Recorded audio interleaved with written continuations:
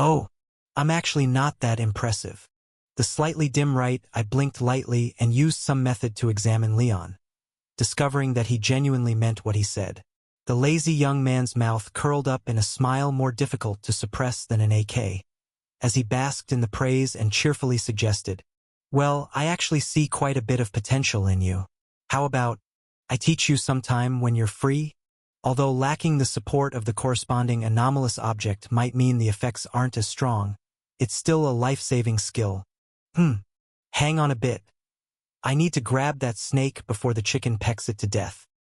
After finishing a pleasant conversation with his considerate junior, the lazy young man scraped his shoe against the ground, destroying the ritual site he had just set up, and rescued the dying snake spirit from the beak of a chicken. "Dear snake spirit, we meet again." Pinching the small black and white worm with 2 fingers and giving it a shake, the lazy young man cheerfully said, "Come on, hand over the person. You know the methods of our Purification Bureau. It's better to hand over the person now instead of holding on to unrealistic hopes and being torn apart later, don't you think?" The black and white snake weakly raised its head at the sound, glaring at him hatefully. "Don't glare at me. I'm doing this for your good," saying odd lines akin to something from a collaborator's secret agent interrogation. The lazy young man dipped his fingernail in some sulfur powder, ignited it, and seized the snake spirit by the neck, persuasively advising, "If you cooperate and hand over the person directly, and if your master is willing to pay the cost, you might be taken back. I actually kind of like your Scales Gold sex gatherings because, after all, you can get ahem. In short, we might meet again in the future, but if you refuse to cooperate, forcing me to use severe measures for interrogation, it would be awkward when we meet again in the future. You don't seem like the kind of Holy Spirit who enjoys awkwardness, right? Isn't that right? Stop. Stop choking. Ah!" Hearing the subtle crackling sound of the sulfur's explosive combustion and feeling the increasing pressure on its neck, along with the painful burning as the sulfur of hell polluted its Holy Spirit body, the snake spirit twisted twice before finally screaming in agony, and then spat out a green bead. "The hand! The hand! You've got the person. Take your hand away." "All right, I'll take it away." After dipping his fingernail in sulfur powder once more and pressing a burning nail mark on the snake head, completely sealing off the snake spirit's ability to resist, the lazy young man rummaged in his pocket, fetched a slightly dirty transparent glass bottle, stuffed the feeble snake spirit inside, and tossed the bottle to Leon. "You guys shouldn't celebrate too early." After regaining some strength, like countless classic villains who have overturned, the snake spirit, now limp but still retaining a hard mouth, propped itself up in the glass bottle with difficulty, looking at the green bead in the lazy, speaking with a mixture of resentment and pleased schadenfreude.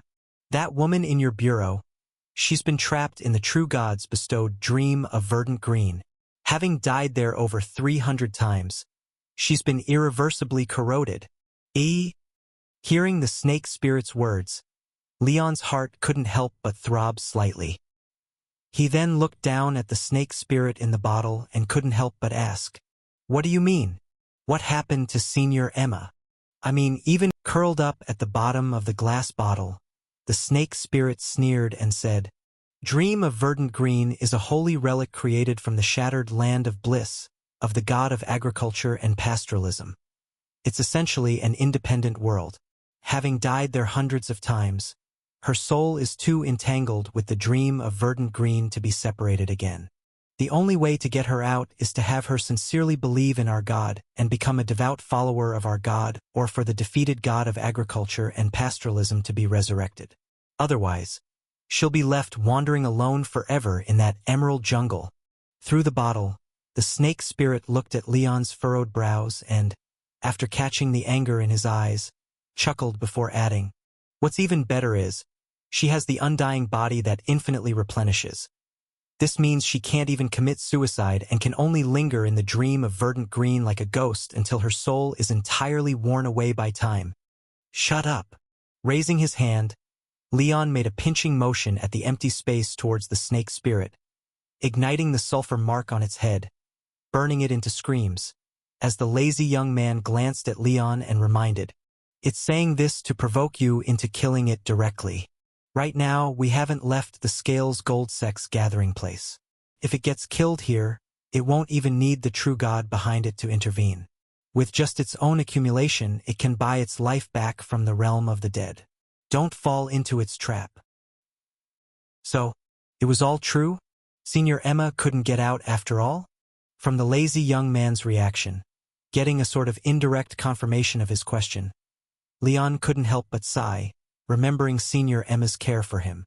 Holding on to the last hope, he asked, "Senior Tom, those 2 dice of yours, don't they increase the success rate of everything to 60%? Can't you?" "Impossible." The lazy young man shook his head at Leon's words and said, "My ability is to forcibly increase the success rate of things that possibly can be accomplished to about 60%, and it only works below the true god level. Beyond that, due to insufficient hierarchy, it is heavily disturbed. This time falls into the category of near impossible success, and it involves more than one true god, which just happens to be the type I'm least adept at handling. I'm afraid I can't help much." "I see." Hearing this, Leon remained silent for a while before speaking up to request, "Senior Tom, I can see the intelligence of anomalous objects through contact, so could you temporarily—" "Here you go." Without waiting for Leon to finish, the lazy young man handed over the Dream of Verdant Green, then offered reassurance. "Don't lose heart. Although I can't help now, if I can surpass the limit of a human god in the future and reach the director's level, I might roll a result then. Also, the bureau director might have a way, and the headquarters has many anomalous objects with special effects. One of them might save Emma. If worse comes to worst, we could attempt to briefly revive the god of agriculture and pastoralism or something. Maybe it'll just— Seeing Leon's tense expression suddenly relax after feeling the Dream of Verdant Green, the lazy young man blinked in surprise before his expression shifted noticeably, and he quickly asked, "What is it? Did you find something?" "Yes, there's a small discovery." Seeing the characteristic mark labeled Sacred on the Dream of Verdant Green's description, and looking at the deputy's badge allowing unconditional use of sacred anomalous objects, Leon couldn't help but smile and reply, "I just realized this thing actually— Senior? What's wrong?" Noticing the sudden sigh and purple face and Senior Tom grasping his own throat painfully, making choked sounds, Leon was startled and quickly fetched the plague-infected blood bandage to try to help heal him. Only— pop! Accompanied by the strange sound of a bubble bursting, the bloody bandage in Leon's hand instantly vanished, transforming into a currency flashing with a peculiar light. At the same time, a soft, gentle voice drifted from behind him. "Don't worry, he's not injured and doesn't need your treatment." After tossing aside the dirty bandage, a woman with a delicate and beautiful face stepped out from the dream realm, offering Leon, who was in a defensive stance in front of Tom, a slight smile. "As for why he became like that, it's because I bought all the air in his body at once, even the air in his lungs that hasn't yet mixed with the blood. Besides, I paid for it." "Whoa!" As the mysterious woman's words fell, the lazy young man behind Leon collapsed to his knees with a thud. Hundreds of tiny round coins grotesquely gushed from his mouth and nose, blending with copious amounts of bright red blood, erupting uncontrollably despite his feeble attempts to stop them. Immediately afterwards, Senior Tom's clothing burst open, and sharp-edged silver lozenge coins densely pressed through the skin of his chest, spewing out like nails shot from a gun, bursting into a dazzling blood mist of silver light in front of Leon's eyes. "Senior Tom!" Seeing the lazy young man suddenly and severely injured, Leon rushed to support him in surprise. He then unleashed his strongest control skill at the mysterious woman of unknown origin. "Bow before me!" With Leon's shout, a large mass of dazzling cursed silver instantly split in two. Half of it rushed toward the plague-infected bloodband thrown on the ground, while the other half exploded in the air, transforming into countless sharp spikes that shot toward the mysterious woman like a rainstorm. Although he didn't know her background, anyone who could instantly injure Senior Tom was certainly not someone he could handle. The only chance of turning the tables at this moment was to control her with forced bowing, seize the opportunity to retrieve the plague-infected blood band and save Senior Tom from a critical state. Ha! An interesting request. The migratory thrush prince, on whom Leon had placed high hopes, failed to work. The mysterious woman who had instantly devastated Senior Tom chuckled and then waved her hand. The two masses of cursed silver disappeared without a trace, transforming into several polished strange shells in Leon's hand. Name: Ampula Shell Coin, Sacred, Currency. Appearance: a lobed shell that has been roughly polished, with two small round holes made for threading a string. The inner side is carved with Ampulan script using stone tools, meaning a bundle of rice. Ability: true divine position, forced transaction. Cost: use requires the permission of the goddess of fortune and trade, and ownership of this anomalous object will be lost after the transaction. File: currency used in the Kingdom of Ampula, one of the oldest human currencies. It was completely abolished in the Mid-Ampula Kingdom. After being sanctified by the goddess of fortune and trade herself, it became a special anomalous object with extremely high stature, often used by her to reward devout followers. Evaluation: a special anomalous object capable of making agreements with all targets below true gods, forcing an equivalent exchange. Although the ability is quite good, it's a one-time use item and requires sufficient quantity to be effective, so it isn't too difficult to deal with. But if the user isn't a fanatical believer in the Scales Gold sect, but rather a short-haired woman with a refined appearance, about 36 or 37 years old, you'd better be careful. Contamination value: 3, 5.2. Asterisk this description. Wait a minute. Could it be? Asterisk. My God! In the instant Leon's pupils contracted, the black and white earthworm inside the glass bottle lay prostrate on the ground, bowing furiously yet respectfully. Such incompetence! Hearing the voice, the mysterious woman glanced at the snake spirit, which had 2 small clumps of dry chicken feces stuck to its head, and said with 3 parts dissatisfaction and 7 parts disdain. With your skills, if you had just stayed in the dream realm and not run around, even if you weren't that person's opponent, you wouldn't have lost so badly. Yet you insist on being clever, running away at the slightest sign of trouble because you feared suffering at his hands, only to end up being caught directly. If I hadn't arrived quickly, you'd be keeping that stupid toad company by now. My God, I am ashamed. If you're ashamed, then remember this lesson well and stop playing your little tricks. Casual as if no one was around, she reprimanded the snake spirit for a couple of sentences before looking up at Leon, whose expression was stiff. Her eyes rested for a moment on the Holy Spirit pendant on his chest before she said with a half-smile, "Leon Lane, I've wanted to meet you for a long time, you know?" The mysterious woman with the semblance of the goddess of fortune and trade gazed at the silent Leon, slightly restraining her smile. Her expression turned less friendly as she said, "After you killed that idiot toad, I went through great lengths to the realm of the dead to redeem part of its soul, intending to use those soul fragments to reforge a holy spirit with the same authority. Yet I discovered that the soul fragments that fell into the realm of the dead had lost their affinity with the powers of wealth, no longer believing everything has a price, and had become completely useless. Tell me, how exactly did you manage this?" "That toad, if I recall correctly, it collapsed back then because it encountered the badge system, something that couldn't be measured by value, thus shattering the foundation of its authority. Asterisk so, what about this goddess of fortune in front of me? Could she be just like that toad?" Asterisk. As he thought of this, Leon unconsciously clenched his fists, the muscles in his cheeks twitching slightly. He then asked expressionlessly, "If you want to know why don't you buy it yourself? Your Scales Gold sect can even trade lifespan. Buying secrets shouldn't be difficult, right?" "Indeed. Forcibly buying secrets from someone else's heart is not a difficult matter for me." The short-haired, refined woman, goddess, nodded at Leon's words and then, staring into his eyes with an odd expression, said, "But my intuition tells me that you seem to be eagerly waiting for me to do so. So, could I assume that if I forcibly purchased this secret from you, I might end up just like that stupid toad. It seems that's indeed the case. At the very least, that's what you believe.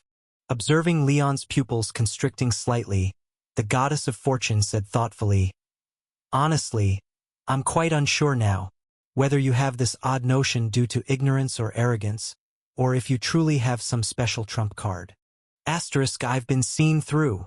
Asterisk." With the opponent's gaze seemingly penetrating his soul, Leon felt shivers running down his spine. He cursed himself for being too obvious and fought back the bizarre urge to kneel before the opponent, trying to prop up the gravely injured Senior Tom. "I don't know what you're talking about, but if you want to know about that toad, then buy it yourself."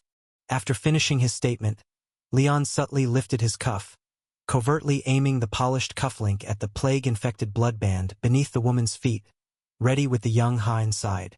Leon recalled that the director once said Senior Tom and Senior Emma were elite level 1 cleaners, nearly at the level of a sub-bureau chief.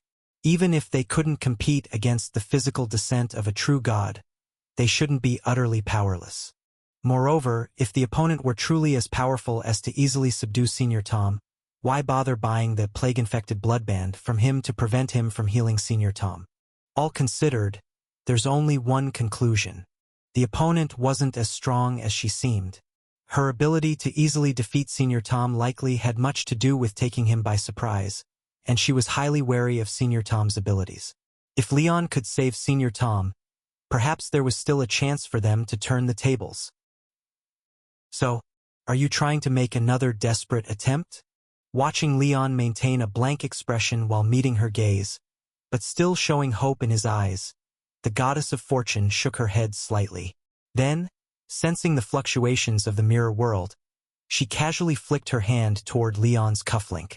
"Even though you guessed correctly that my power was greatly diminished upon forcibly descending, and I truly feared the cunning Dice Emperor, which is why I took him down by surprise, I didn't dare to take his life directly due to concerns of triggering some malicious survival ritual.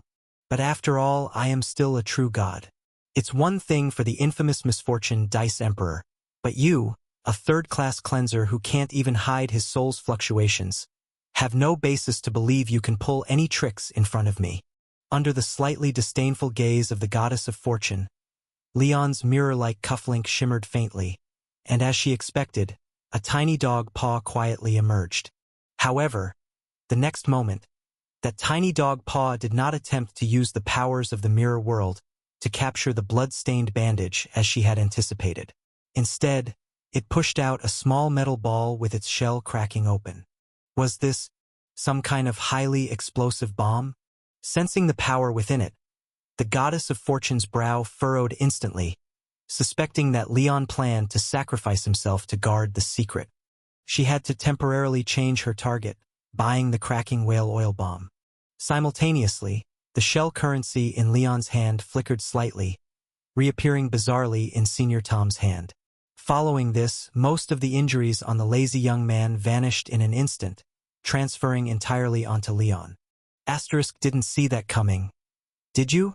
This was my real plan. Asterisk. Watching the sudden shock on the goddess of fortune's face, as she hurriedly stepped back, Leon couldn't help but smirk, despite the heart-wrenching pain coursing through his body. Upon stepping out of the dream realm, the first thing the goddess of fortune did was seize the plague-infected bloodband from him. How could she not guard against him taking it back? After figuring this out, he hadn't bothered hoping to reclaim the plague-infected bloodband. The eager young Ha and the whale oil bomb were just a distraction. His true plan was to use the effect of the holy abnormality via the deputy badge, forcibly making a transaction with Senior Tom, taking on all his injuries to help him regain the chance to confront the goddess of fortune. Asterisk, go, Senior Tom. It's all up to you now. Asterisk. Glancing at the lazy young man who had suddenly opened his eyes and stood firm like a mountain, Leon, who had successfully deceived the goddess of fortune with little tricks, fell skyward in a burst of blood mist from his chest, full of anticipation. Asterisk, one more time. Just like before, drive back the descending true god once more. You can do it. Asterisk. Splash. I told you all along. I am not suited for direct combat. In Leon's incredulous gaze, the lazy young man, who seemed to have had all his bones removed, was knocked down again as soon as he opened his eyes. He protested helplessly. My ability needs time to prepare. Now that she is this close to me, I can't even throw out the ritual materials. How could I possibly win? Turns out they are both idiots. Watching the two cleaners lying on the ground, bleeding beside each other, the corners of the goddess of fortune's mouth couldn't help but twitch, feeling that her stature had been lowered by these two fools. Have you given up now? Pinching her brow with her hand, the goddess of fortune, who had just played along with a farce, walked over slowly. She first picked up the small bottle holding the snake spirit, then tore off the toad pendant from Leon's chest before speaking with a menacing expression. I am out of patience to waste on you. Tell me, how did you make that toad self-destruct? Still refusing to speak? Watching the assembly hall start to shake due to her forced descent, the goddess of fortune slightly flexed her fingers, squinting at Leon and threatening. Although I dislike doing such things, if you insist on not cooperating, don't blame me for being rough. Ah! As the goddess of fortune crooked her finger, the lazy young man, whose bones had been mostly bought out and lay limply beside Leon, suddenly bulged his eyes, letting out an hysterical scream. Why? Why? Once the hellish pain temporarily subsided, the lazy young man, drenched in sweat with bulging veins on his forehead, shivered his lips and exclaimed in confusion. Weren't you asking him questions? Why are you torturing me? For what? Of course, because he couldn't move much anymore. After glancing at the complaining lazy young man, the goddess of fortune raised her right hand again. Everything has a price. Everything can be exchanged. Everything circulates. These were the three abilities imprinted from her divine powers and nurtured by the three Holy Spirits. They were also the foundation for her further ascension to the Master of all. Regarding the mastery of these three powers, her Holy Spirit might not be weaker than her. However, after coming into contact with this mysterious Level 3 cleanser, the stupid toad's faith in everything has a price collapsed, likely encountering something of immeasurable value. To avoid meeting the same fate, it was prudent, before figuring out the true nature of that thing, not to use her wealth powers on Leon's true form. Otherwise, if she directly encountered that thing, it would be troublesome if the powers collapsed. From now on, every time you refuse me, I will double his pain. After contemplating how to handle Leon, the goddess of fortune spoke to Leon, one word at a time, under the incredulous gaze of the lazy young man. Tell me, what secrets do you have on you? Ah! Stop! Stop! Watching Senior Tom, who had already lost half his bones and was bleeding all over, yet was forced up by the pain, screaming and rolling on the ground, Leon had to cough up blood and speak with difficulty to stop. I can tell you, but you must. You have to ensure. Make sure we cough. Cough, cough. Because he had taken on most of Senior Tom's injuries, Leon's throat and lungs were severely damaged. After barely speaking a couple of sentences, he started coughing up large amounts of blood. Watching Leon cough for quite a while without recovering, the goddess of fortune frowned slightly, habitually picking up 2 shell coins to buy Leon's injuries. However, recalling the shattered soul of a certain toad, she cautiously withdrew her hand, instead kicking the plague-infected blood band at her feet towards him, coldly commanding, "Heal yourself after that." Bop, bop, bop, bop.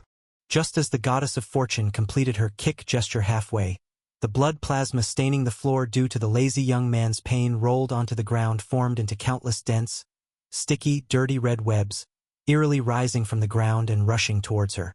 Then, a ghostly green bead rolled out from Leon's sleeve, and the sky-reaching emerald jungle unfolded with a roar, engulfing the 2 men and the goddess, whisking them away to a terribly ruined Emerald Valley. As the goddess of fortune, wrapped in blood nets, fell straight into the valley, inside, Emma had been waiting. She immediately unfolded the execution platform and flipped open the joint responsibility code. A full 30,000 blood-stained guillotines sprang forth like mushrooms after rain, set up from the bottom to the peak of the Emerald Valley. In Leon and Tom's expectant gaze, the goddess of fortune, wrapped in blood nets and capped with a crown of thorns, was swiftly pressed down against the guillotine openings. 30,000 gleaming guillotine blades, under 30,000 horrified pairs of eyes, crashed down upon 30,000 necks. Snap! Accompanied by the scraping sound of the guillotines descending down their slots, a total of 30,000 gleaming guillotines, in order from the valley to the mountaintop, chopped towards the neck of the goddess of fortune. Among them, the guillotine located at the very bottom of the valley merely cut her hair, leaving a shallow indentation on her skin, without causing much harm. However, the guillotines further up, after barely breaking her skin, also came to an abrupt halt, but as the position continued upwards, the guillotines set at the mountainside truly sunk into the flesh, oozing blood, breaking bones. Valley, foot of the mountain, mountainside, ridge, the higher the guillotines were set, the deeper they sunk into the flesh and bone after cutting. By the time the last guillotine at the mountain peak fell, successfully splitting the wide-eyed condemned at the guillotine's edge completely in two, the remaining 29,999 guillotines seemed to be inspired somehow, collectively descending once more. Crack! Clatter! Clatter! Clatter! Clatter! Watching over 20,000 red footballs roll lifelessly down the hillside after being severed, Leon, half-propped near the mountaintop, couldn't help but gasp sharply, feeling as if the nape of his neck that was exposed also sensed the cool edge of a guillotine's blade, or perhaps it was more than just a feeling. Stiffly turning his head, he saw the large guillotine above his neck swaying but ultimately not falling. Though wounded so badly he could barely speak, Leon somehow squeezed out a bit of energy from somewhere and trembled as he climbed off the half-formed guillotine platform beneath him. Thank goodness. Thank goodness Senior Emma's bloodthirsty execution platform had a maximum capture capacity of just 30,000. With the effect of the Joint Responsibility Code, having guillotined the goddess of fortune exactly 30,000 times, the bloodthirsty execution platform could no longer capture any more targets. Otherwise, I might have been caught up too, hoisted up to be chopped like that. Don't just freeze there. Just as Leon climbed down from the execution platform, still shaken and touching his neck apprehensively, a lazy young man on the ground beside him weakly moaned, "I'm almost bleeding to death. Can you help me out here?" Coming. Giving one last glance at the rolling heads in Emerald Valley, Leon picked up the plague-infected blood bandage that had fallen nearby, treated the injuries to his lungs and throat, and then, enduring the lingering intense pain in his flesh, stood up and walked over to the lazy young man who was hanging upside down in an emerald tree. So despicable! After Leon pulled him down from the emerald tree, the lazy young man, half of whose bones had been sold, grimaced and complained, "A dignified true god had the audacity to ambush me. Damn it! If I hadn't known there would definitely be a true god coming and prepared something, and if you hadn't bought off my injuries and forced a move, we might have been done for before even making a move." Although we're the ones standing on the side, to be fair, when she ambushed you, you seem to be pondering how to ambush her. In terms of morality, aren't we about the same? It was indeed very dangerous earlier, but at least the result was not too bad. After somewhat perfunctorily echoing these words, Leon bandaged the lazy young man while speaking with a hint of relief. "The goddess of fortune has been taken down by Senior Emma. Once Senior Emma is done with her, I'll figure out a way to deal with the issues on her, and then we should be—" "It's not that easy," interrupting Leon, the lazy young man lying on the ground sighed. "She is still a true god after all. My ritual was prepared somewhat hastily, and Emma, having been confined for so long, isn't in her best state. Though we managed to catch her off guard and destroy her body, we are far from completely taking her down." As if intentionally confirming the lazy young man's judgment, the moment his voice dropped, the goddess of fortune's piercing scream suddenly echoed through the body-laden Emerald Valley. "You, all of you should be dead." As the web of blood binding her was destroyed by the guillotine, the freed goddess of fortune regained her mobility. Not only did the heads rolling down start to howl hysterically, but the 30,000 divine corpses lying beside the guillotine also began to stagger to their feet. "Stay down." It seemed as though Senior Emma, with her body covered in emerald green wounds and a good portion of her left arm turned into jade, had anticipated this scene. She immediately drew a slender silver stiletto and stabbed it into the chest of the divine corpse at her feet, pinning it firmly to the ground. Then, the strangely shaped stiletto split open to the sides, and the fine iron chains coiled around the hilt clattered as they fell. The two semicircular sword guards bound to the end automatically detached and dropped down, turning into two tiny trays bound by chains, clanging against the sword shaft, transforming into a peculiar scale. Next, the chest of the divine corpse suddenly deflated, revealing a bleeding, frantically beating golden heart within the left tray of the scale, tipping the right tray high into the air. A colossal crocodile's shadow slowly emerged from the bottom of the Emerald Valley, hungrily eyeing the golden heart on the scale. The crocodile god waits beneath the scales of measure, with thy heart placed on the left of the scale.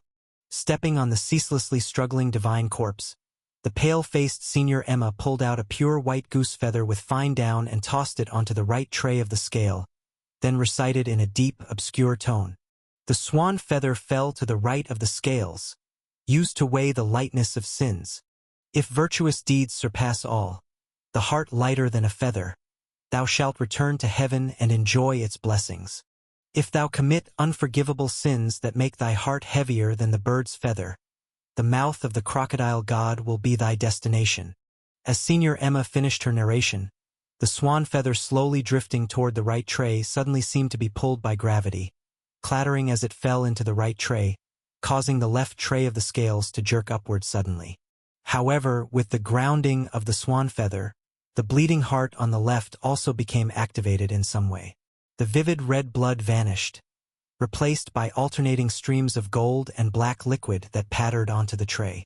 Whenever a light and clear golden liquid splattered out, the tray would rise a bit. After about half a minute passed, the heart of the goddess of fortune completely deflated, with muddied black interspersed with hints of pale gold liquid, already filled the tray, causing the right tray holding the feather to lift high. Hiss! Gurgle! Before Senior Emma could pronounce judgment, the crocodilian shadow at the bottom of the Emerald Valley had already joyfully raised its head, letting out a low and hoarse hiss. The ground under the 30,000 divine corpses suddenly turned murky, with one shadow of a crocodile after another appearing. "Get out!"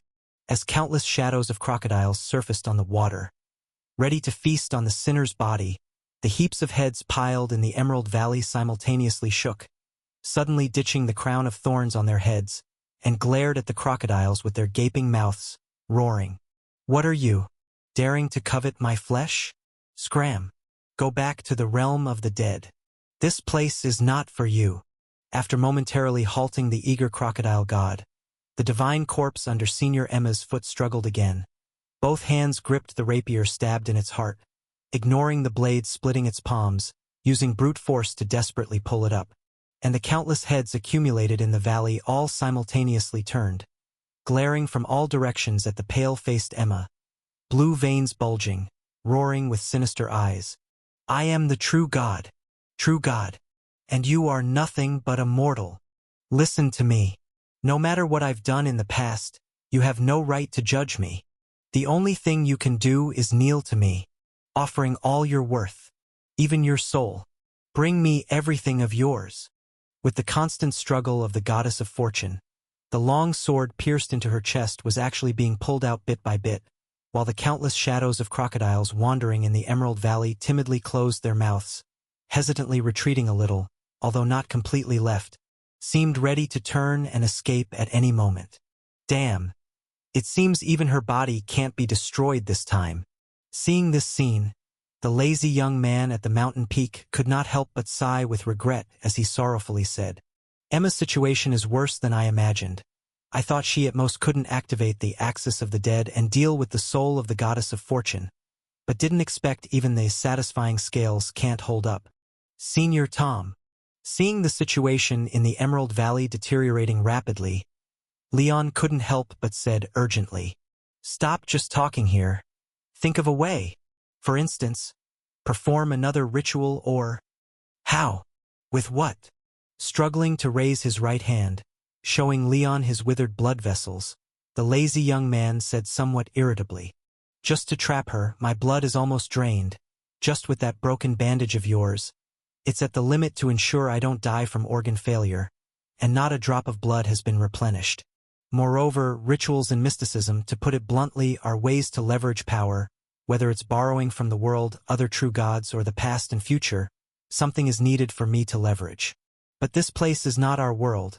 It's a special space created with a fragment of the land of bliss of the god of agriculture and pastoralism.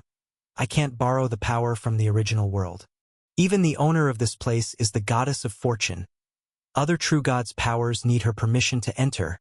Even if I set up a ritual, I can't borrow anything. I say, we'd better take advantage of Emma still holding on and first... What are you doing? Watching Leon take out bottles of liquor from the mirror world, pouring them into his mouth with both hands. The lazy young man couldn't help but be stunned for a moment, then said in utter confusion, Hey! Why are you drinking now instead of quickly retreating at such a time? After drinking, guzzle guzzle, maybe, guzzle guzzle, it will help. Seeing the rapier already half pulled out from Senior Emma's hand, Leon hastily tore the bandage off Tom, completely healed his throat, and then staggered while chugging down liquor, rushing toward the bottom of the valley. Ha! The reckless behavior of Leon startled him. Watching Leon's back charging down the valley, the incapacitated lazy young man lying on the ground wished he could jump up and beat his own chest. Give himself a great slap for agreeing to come help rescue people back then. What the hell are you going down for? Even if you become a true god in the future, with your current level 3 abilities, you can't do shit down there. Leon. Seeing Leon climbing down the execution platform stand toward the valley bottom, Emma couldn't help but be startled, wanting to tell him to hurry back, take Tom and escape while she could still hold on. Everyone who could should flee. However, the goddess of fortune, with her 30,000 views, noticed this scene even earlier than Emma. Watching the one who somehow activated the dream of verdant green, helped Emma chop off her head, the enraged goddess of fortune immediately split a portion of her consciousness, controlling a head stuck on the execution rack in front of Leon, coldly smiling. Since you're down here, don't even think about leaving. You! Screw you! Hearing the words of the goddess of fortune, having just finished a bottle of rum, Leon made an extra half-step to the side, swung the half-inch thick bottle, directly smashing it on the head of the goddess of fortune, forcing the rest of her words back. You! Completely not expecting to be treated this way, the goddess of fortune, with her head full of glass shards, became utterly furious. While grappling with Emma over the stiletto sword, her body trembled slightly, ultimately letting Emma push the rapier back a little. Meanwhile, the other 29,999 headless divine corpses surprisingly propped themselves up with the execution platforms that had beheaded them, and then successively headed toward the descending Leon. Don't come! Run! Seeing Leon in danger, Emma bit her lip tightly, threw her entire strength onto the sword hilt, trying to force the goddess of fortune to recall her dispersed power. Yet at this moment, the goddess of fortune, already angered by the bottle's strike to the head, stubbornly let the rapier at the bottom end of the satisfying scales fall back down, not retracting her power, but continued controlling more than 20,000 other headless bodies of herself, rushing towards Leon madly. Damn. Too much aggro. Watching the headless divine corpses rushing towards him, Leon, who had just drunk 17 or 18 bottles of liquor and was still far from activating Immortal of Liquor, felt his scalp tingle. He hurriedly turned around, intending to temporarily return the way he came, wait till he had enough before coming down. Unfortunately, he was already halfway down the mountain, and the way back had long been blocked by the densely packed headless divine corpses, sealing it off completely. I can only fight. Can't beat a complete true god, but if the power is split into 30,000 parts, soul nailed by Senior Emma at the bottom of the valley, even the head chopped off, I must be able to struggle a bit, right? Taking out the spiked club he found in Senior Emma's office, Leon did not activate the abnormal ability of the executioner set, but used it as an ordinary weapon, wielding the club roundly, and charged towards the divine corpses. Then, a faint shadow of a ram-headed demon quietly appeared behind Leon, carrying a spark of bright red fire. The smoldering smoke full of internal burning bitterness once again spread around Leon. I declare, this is a war. Wrapped in swirling black smoke, Leon launched a charge immediately after declaring war, adding a splash of blood to the emerald green of Emerald Valley. Facing Leon's heavy wolf-tooth mace, the goddess of fortune, whose power had been split into 30,000 fractions by the Joint Responsibility Code and whose soul had been pinned by the satisfying scales, appeared as fragile as a puppet. In this strange war devoid of battle cries, Leon, relying on a variety of tools of torture as weapons, smashed through the headless divine corpses charging at him like a chariot descending from the mountaintop, carving a bright red path of blood and flesh in the completely green Emerald Valley. Occasionally entangled by the headless divine corpses that surged up in madness, tripping his hands and feet, a brutal tool would temporarily lift the corpses pressing against him, allowing the freed Leon to rise and charge again. As the bloody path painfully forged extended further, the boiling black smoke surrounding Leon seemed to draw some nutrient from the pervasive divine blood, also uncontrollably expanding in a limitless frenzy. The devil's shadow floating behind him condensed and swelled with the dense smoke. 2 meters, 3 meters, 5 meters, 7 meters, 10 meters, 12 meters. By the time Leon wielded the chariot of punishment, tied with 2 divine corpses, and charged downhill like pushing a wheelbarrow against the tide of corpses, the devil's shadow behind him had already expanded to a height of 15 meters, becoming larger than a 5-story building. And that was not all. The once blurry scales of the goat-headed demon were becoming clearer with the thickening black smoke, its previously elusive claws and tusks solidifying, even taking on a faint metallic sheen, while the thick smoke blending with large sparks and exhaled from its mouth and nose started to produce a truly scorching heat. Delight. Pure delight like a devil's. The consciousness mingled within the devil's shadow behind Leon. Gazing upon the figure in front, drowned completely in war and brutality, couldn't help but wish to laugh aloud. On the battlefield where flesh and blood flew, a single person charged against 3,000 true gods, slaughtering them mercilessly. It was the highest commendation a demon could receive. Even at the peak of its powers, no such outrageous dream was dared to dream. Honestly, experiencing such a satisfying blood battle, even if the goddess of fortune finished us off at the end, this life would have been damn worthwhile. After taking a deep breath of the dense smoke emanating from the divine flesh, the black goat, with eyes bloodshot from the thrill that trembled its very soul, let out a skyward roar, then crouched down for a sweeping strike, clearing a large space before Leon and grabbing 7 or 8 headless divine corpses to fiercely shove them into its mouth. Hud, hud, hud. Watching the divine corpses swallowed whole and then falling through its smoky belly, the 15-meter-tall black goat fell silent for a moment, then clicked its tongue irritably before swatting aside the useless trash it couldn't devour. This was followed by a massive intake of air, releasing dense smoky breaths filled with sparks, which swept towards the army of divine corpses blocking Leon's path. Was this the black goat? Seeing the black smoke carrying numerous headless divine corpses tumbling towards the bottom of the valley, Leon, whose eyes were red from the slaughter, was startled and finally regained some sense of clarity. Looking back at the massive devil's shadow behind him, the astonished Leon was about to speak when he felt a sudden weight on his head. Reaching up, he abruptly discovered a pair of pitch-black horns with spiral patterns had grown there. Ha ha ha. This proves that you have completely gained our approval. Sensing Leon's astonishment, the black goat, having reached the peak of its demonic life, couldn't help but laugh out loud, saying, "Just like that person from the Ryan family who gained my heart, whether he's called Poppy or Barbie, his ambition and pride matched my heart. So, my heart replaced his, merging into one with him. And just now, you immersed yourself wholeheartedly in war, genuinely enjoying the beauty of it. You truly aligned with the rage and war I represent. So from now on, what are you doing? Hey, stop pulling down there. Get them off now. After trying to pull the horns twice, discovering they seemed to have always been part of him, fused with his head, Leon exclaimed in a mix of shock and anger, "I'm human. How can a person have horns on their head?" Huh? You're human?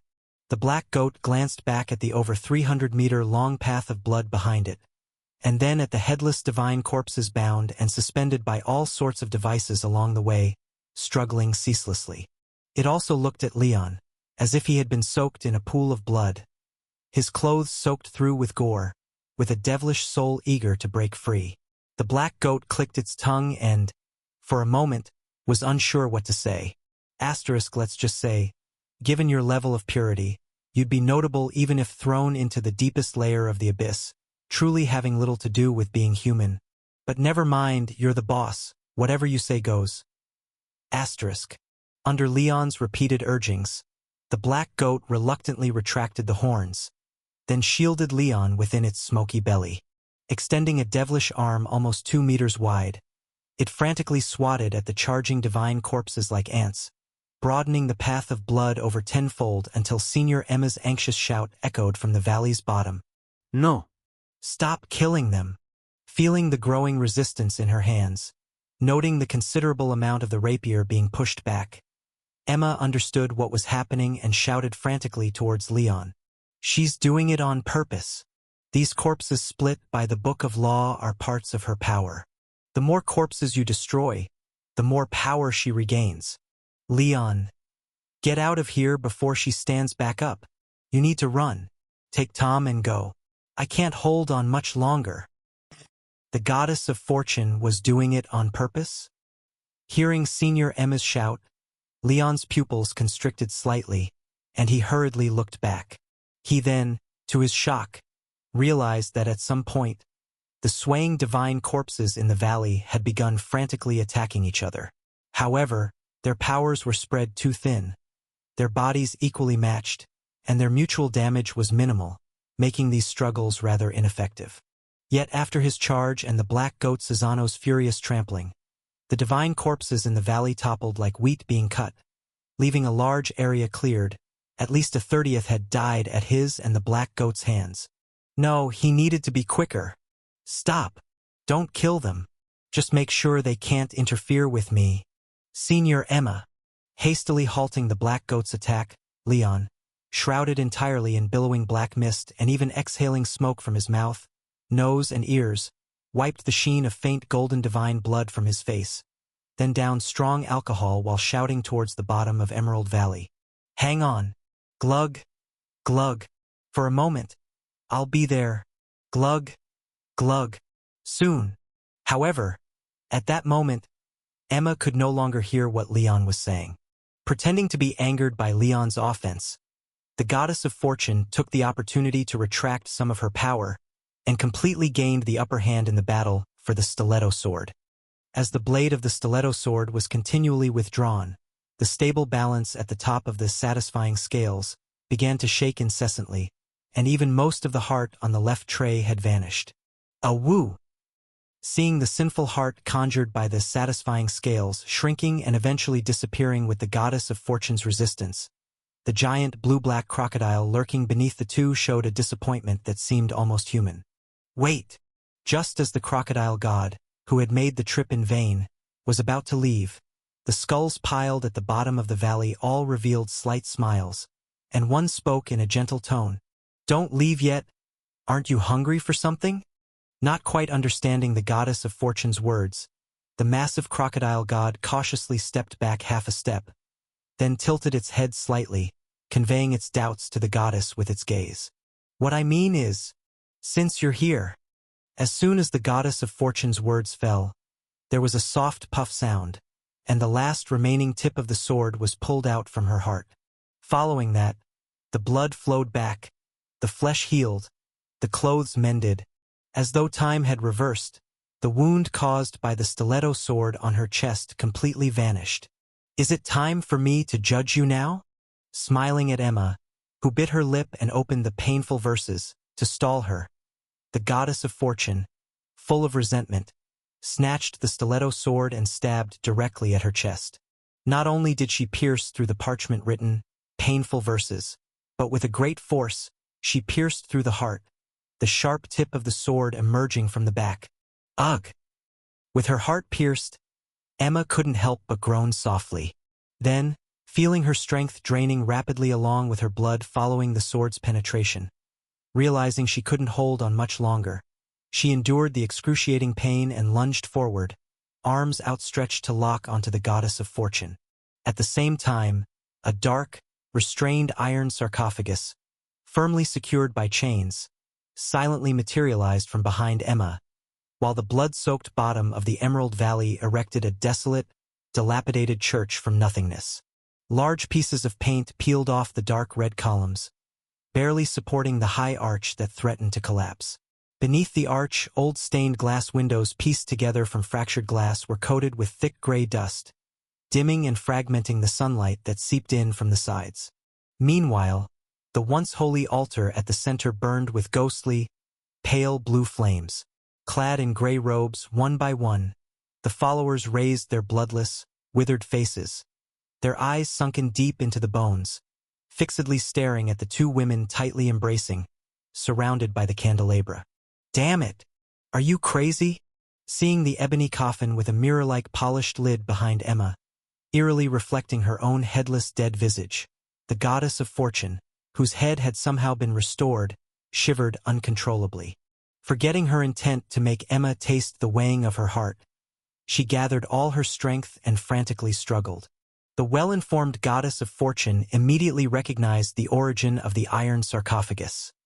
It was the dead's pivot, connecting to the realm of the dead. If she really got dragged in there by Emma, this damned cleaner would certainly be captured by the realm of the dead and never return. Yet, as a physical true god herself, she wouldn't escape either, and might even be devoured by the realm's masters due to her exuberant life force. Let go! Let go! Watching the dead's pivot slowly open as two deceased individuals unraveled its chains, the goddess of fortune released the rapier, grabbed Emma's shoulders, and began desperately pushing and shoving, cracking her shoulders as she braced and nearly frantically rammed Emma's abdomen with her knee, trying to forcibly push her away. Emma, grimacing from the pain, couldn't help but groan softly. Her left arm, having turned emerald, trembled continuously, faint cracks appearing. Yet she stubbornly clung to the goddess of fortune, struggling with all her might to drag her toward the dead's pivot. Asterisk, this damn crazy woman. Damn Purification Bureau. I shouldn't have come today. Asterisk, terrified by Emma's determination to perish with her, seeing the lid of the iron sarcophagus open wide, as she faced the grim road of the dead with bowed heads, the goddess of fortune, knowing she couldn't delay any longer, gritted her teeth and took out a frog-shaped pendant, swallowing it directly. Following that, the glass bottle containing the little black snake appeared in her hand, and she crushed it with force. My God! No, no, I am useful. I still have a use. Sensing the impending danger, the scarred snake spirit suddenly widened its eyes, pleading desperately. Hearing the snake spirit's cries, the goddess of fortune's cheek twitched slightly. Yet, seeing the road of the dead drawing closer, she ignored the little black snake's pleas and swallowed it whole instead. As my holy spirit, giving everything for me is your duty. After consuming the frog pendant and the little black snake in succession, tiny snake scales rapidly emerged on the goddess of fortune's face and arms, while her exposed back grew lumps like a toad's back. Let go! With an enraged, gravelly shout, the power-swollen goddess of fortune forcibly crushed Emma's scapula with her grip, causing her arms wrapped around her to fall limply. Then, the dead's pivot, already half open, disappeared instantly without a target, with the surrounding dilapidated church and praying dead vanishing as well. The two returned to the bottom of the Emerald Valley once again. Having paid an enormous price to avoid being dragged into the realm of the dead, the first thing the newly freed goddess of fortune did was kick Emma to the ground, and then bent over with killing intent to pull the rapier from Emma's heart. Just then, a furious shout erupted behind her. Stop! Oh right, there's still you. Seeing Leon charging toward her, face flushed and steps slightly unsteady for some reason, the goddess of fortune's narrow snake eyes darkened with malice. Weren't you willing to drag me to the realm of the dead to save him? Glancing at Emma's suddenly anxious expression, the goddess of fortune smirked slightly, beckoned with a finger toward Leon in the distance, and announced gleefully, I, in the name of the Scales Gold Sect Snake Spirit, by your youth and time, purchase your bone marrow and flesh, acquire your... Ha! After beckoning twice, she suddenly realized all her power had failed to capture the intoxicated Leon in front of her. Even the coins used for the transaction turned into bubbles the moment she used them, causing the goddess of fortune to panic and instinctively attempt to retreat. However, in the delay, Leon, having drunkenly indulged in immortal in liquor, successfully closed in. Once within striking range, seeing people somewhat doubled, Leon instinctively executed the Kingdom Police combat techniques he had practiced tirelessly for 2 days, blocking the goddess of fortune's arm poised in front of her. Immediately, his wrist flipped, shoulder pressed, head rose, leg hooked, 3 actions in one swift motion, destroying the goddess of fortune's balance, sending her toppling backward. Lastly, remembering the finishing move taught by the policewoman, he squinted his drunken eyes and fiercely kicked the vulnerable chest and abdomen exposed by the falling goddess. Ah! Zzzzz. Accompanied by the goddess of fortune's scream and a familiar buzzing, the drunken Leon's ears suddenly filled with a mechanical prompt.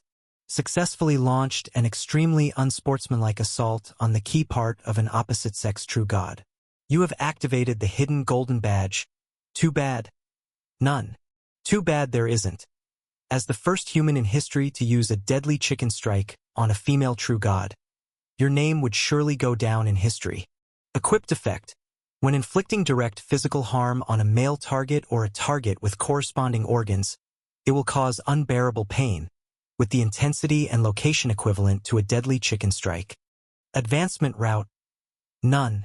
Hidden traits. Need not be equipped due to the fear of your attack method. Female true gods will most likely choose you as their first attack target when becoming your enemy. Asterisk, what the hell? Asterisk. Leon shivered involuntarily as he looked at the bottom of the Emerald Valley where the goddess of fortune was curled up, screaming in pain with her legs clamped tightly together. A certain lazy young man who had barely crawled to the edge of the valley was taken aback by the vicious and ruthless kick. Even though he already knew that Leon was not ordinary, that savage blow caught him off guard. When Leon directly mounted the goddess of fortune and began punching her, he couldn't help but gasp continuously. Asterisk, it's not. He just had a bit to drink, so why is he suddenly riding a true god and hitting her? Ouch, that punch. Her nose got all messed up. Damn it. I don't get it, I really don't get it. Asterisk. And it wasn't just the lazy young man at the top of the mountain who didn't understand the situation. Even the giant crocodile summoned by the satisfying scales, which was wandering at the bottom of the Emerald Valley, was equally dumbfounded. The realm of the dead hadn't been very peaceful lately. It seemed some troublesome big shot was about to be sent there, so the dominators had been restraining their subordinates from causing trouble. It had been a while since Ampu had tasted any fresh meat. Upon hearing the call from its contract holder, it sneaked out, hoping to catch a quick snack and savor the taste of a sinner's heart to make up for the lack of food during this period. But although there was indeed the sinful heart, its owner turned out to be none other than the goddess of fortune, whose level was just a step or half-step away from the dominators of the realm. It was no match for her. It had barely approached when she yelled at it, and if it didn't retreat, it probably would end up getting beaten too. Yet when Ampu had to abandon the extra meal, and even its summoner was beaten close to death by the raging goddess of fortune, a human, who seemed feeble, staggered over and just toppled the goddess of fortune before beginning to wildly punch her while sitting on top. Asterisk, this isn't right, is it? Asterisk. Seeing the weak cleaner riding atop the goddess of fortune, leaving her bloodied, the crocodile god Ampu's not-so-bright mind, already addled, instinctively wanted to sneak away. But because the satisfying scales was still lodged in Emma's chest and the signed contract wasn't yet completed, it could not leave as per the agreement. It had to shrink its body as much as possible, down to half-human size, and then hide in the shadows of the execution platform's corner, looking bewildered at Leon as he continued to unleash a frenzy on the goddess of fortune. Leon, who was mixed up by the liquor and felt his head spinning, finally noticed after punching 30 or 40 times that the body of the goddess of fortune was unusually robust. Although he had immunity from the damage she inflicted, thanks to the immortal in wine, it didn't reduce her physical defense. His full-force punches had only barely broken her nose, without causing any substantial harm, and his fist got painfully scraped by the snake scales on her face. This isn't going to work. I need to find something handy quickly. Since he decided to look for a weapon, Leon naturally thought of Senior Emma's stiletto sword. But after glancing at Senior Emma, who was clutching the sword in her chest and watching him in shock, he worried that pulling it out might cause further harm. So, his face flushed from drinking, Leon gave up on that idea and turned his gaze toward the execution platform, and the crocodile below that was staring blankly. After exchanging a confused look with the equally befuddled crocodile god, Leon's eyes twinkled with understanding upon seeing the sharp-toothed crocodile. He stood up, dragged the goddess of fortune by the ankle, and proceeded to the shadow under the execution platform. Did I get hit? Was I beaten up by a mortal? After Leon's assault came to a halt, the thoroughly confused goddess of fortune finally understood what had just happened. She had been knocked down by a mortal, who then sat atop her and gave her a harsh beating. No. No! This can't be! Even though her head was still dizzy from repeated blows, her crooked nose was still bleeding, and the area between her legs ached. She still couldn't accept such an utterly insane reality. Impossible! As she regained control of her body, the goddess of fortune suddenly thrashed about, kicking free from Leon's grip on her ankle, propping herself up, and grabbing a handful of shells as she roared. This can't be. I absolutely won't. Bang! A massive crocodile, covered in blue-black scales, crashed down onto the goddess of fortune's face with a heavy thud, shoving her roar back into her throat and replacing it with a sudden muffled groan. Taking advantage of the moment when the goddess of fortune fell again, Leon, who had found a handy weapon, hoisted the flailing crocodile god into the air, its soft belly facing up, hard scales facing down, and slammed it down with brute force. Boom! Compared to the recent blow, this one was much heavier. After being smashed by the crocodile god's incredibly hard shell, the hard ground of the Emerald Valley cracked open on impact, burying half of the goddess of fortune's head in the soil. I should have known to stay put in the realm of the dead if I had known I'd run into this. While the goddess of fortune lay silent from the pounding, the crocodile god, whose neck and lower back shell were being grasped by Leon and slammed down like a mad stone, began to regret why it even ventured out. When a cleaner, not just bold but seemingly reckless, approached, it couldn't be said that he did not resist. But whether it opened its mouth to bite or swung its tail to sweep, all it could produce were strings of strange, colorful bubbles upon contact, failing to inflict any effective harm. Meanwhile, the opponent could swing around, using a slap still stained with the goddess's blood, and fiercely smack it back. It was utterly absurd. Even more absurd than being slapped by a human was that, although its face wasn't hurting as much as expected, a fierce pain was shooting between its legs, as if someone had kicked it viciously there. Instinctively clenching its short little legs together, the undead crocodile god attempted to bend its neck and take another bite at Leon's head. But once again, instead of tasting delicious flesh and blood, its mouth filled with colorful foam, and Leon's raised palm loomed overhead. Don't hit! Don't hit!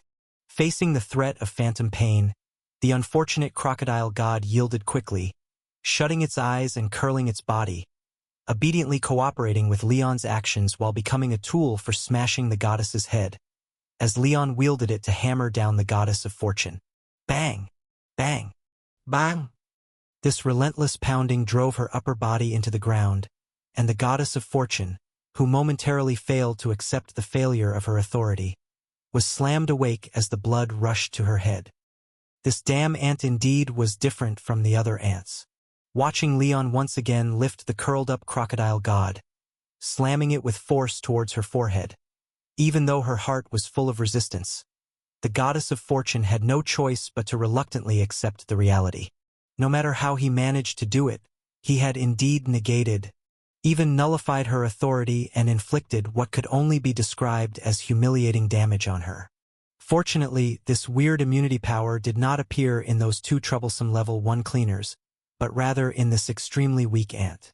This ant's body was indeed too frail, and even with the most mysterious of abilities, it still couldn't inflict substantial damage on her, while the two level 1 cleaners, who did have the power to hurt her, were already too injured to move.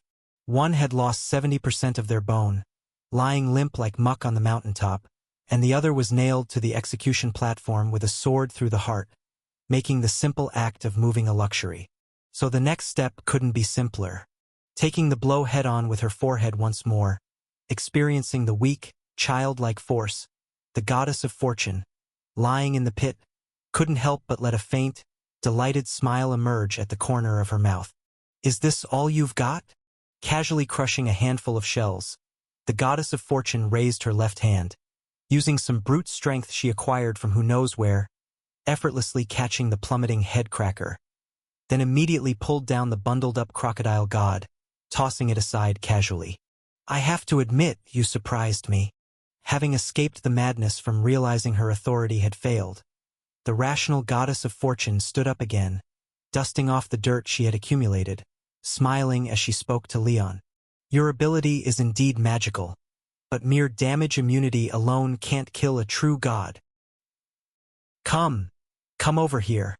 Her smile became ever more radiant, yet there wasn't a trace of warmth in her eyes as the goddess of fortune beckoned at Leon, who instinctively took 2 steps back. Her voice was soft yet chilling as she called out, "Stand before me. I want to see exactly what you are." As her words fell, Leon felt the world before him blur slightly. The goddess of fortune, previously 3 steps distant, miraculously appeared right before him, or rather, he appeared before her. "Just as I thought." After glancing at the ground beneath Leon's feet, the smile on the goddess of fortune's face grew even broader.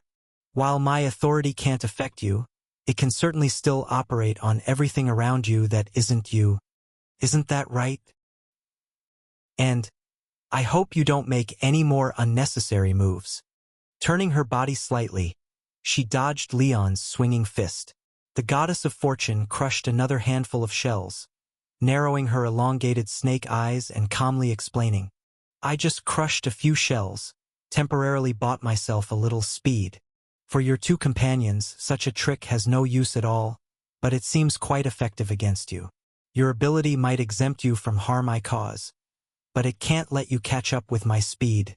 Am I right? Seems like I've guessed right again. HM? Do you also want to speed up a bit?" Seeing Leon stop and not attack again, but instead crush 2 shell coins, the goddess of fortune shook her head and said, "Suit yourself, but your wealth is far less than mine, and if you want to catch up with me, crushing just a few shell coins won't suffice." After giving this not-so-kind reminder, the goddess of fortune smiled and said, "Then on to the next guess. When you rushed down from the mountain, you kept drinking non-stop. So can I assume that your ability must be activated by heavy drinking?" Seems like I've guessed right again." Seeing Leon's sudden shock, a flush of excitement rose on the part of the goddess of fortune's cheek, not covered by the snake scale. Then, with a snap of her fingers, the entire Emerald Valley suddenly brightened. "Triple the sunlight, just enough to make you feel hot but not scalded. It'll help you sober up faster." Pointing to the 2 additional suns in the sky, the goddess of fortune, feeling herself close to the truth, pressed her rapidly beating heart and said with anticipation, "I really want to know what happens to an ability activated by drinking once you sober up. Does it disappear directly or—" Feeling the world in front of her slightly blur, the goddess of fortune rubbed her eyes subconsciously, then looked at the increasingly blurred world in front of her. somewhat bewildered, and said, Am I? Your body is approaching death. After secretly crushing all the shell coins in his hand and confirming he couldn't buy anything more, Leon, who had remained silent throughout an entire chapter without even inner monologue, spoke expressionlessly. Next, your skin will slowly turn pale, your eyes will become redder, drier, even bloodshot, and your forehead and nails will turn bluish-purple. Your heart will beat faster and faster. Blood will flow wildly through you. But your strength will grow weaker, more exhausted. You're talking nonsense. The goddess of fortune's expression tightened, and she bit her teeth, saying, I am a true god. How could you? And your soul? Leon continued unhurriedly. The changes will affect your consciousness, making the flame of your soul flicker continuously, causing anxiety, panic, irritability, lack of concentration, until you lose consciousness, experiencing a temporary separation of soul and body. You're just spouting nonsense. I don't even. Look, it's already beginning. Interrupting the goddess of fortune, Leon pointed at her slightly bluish nails and slowly said, You have the ability to tell truth from lies, so you know whether I'm lying or not, but you just don't want to admit it. Moreover, what has turned you into this involves the very foundation of this world. I once exchanged the secret technique of Aquarius with the Aquarius director using the secret that includes its existence. And those humans who have come into contact with it in the past, they're either dead or will die on some future day.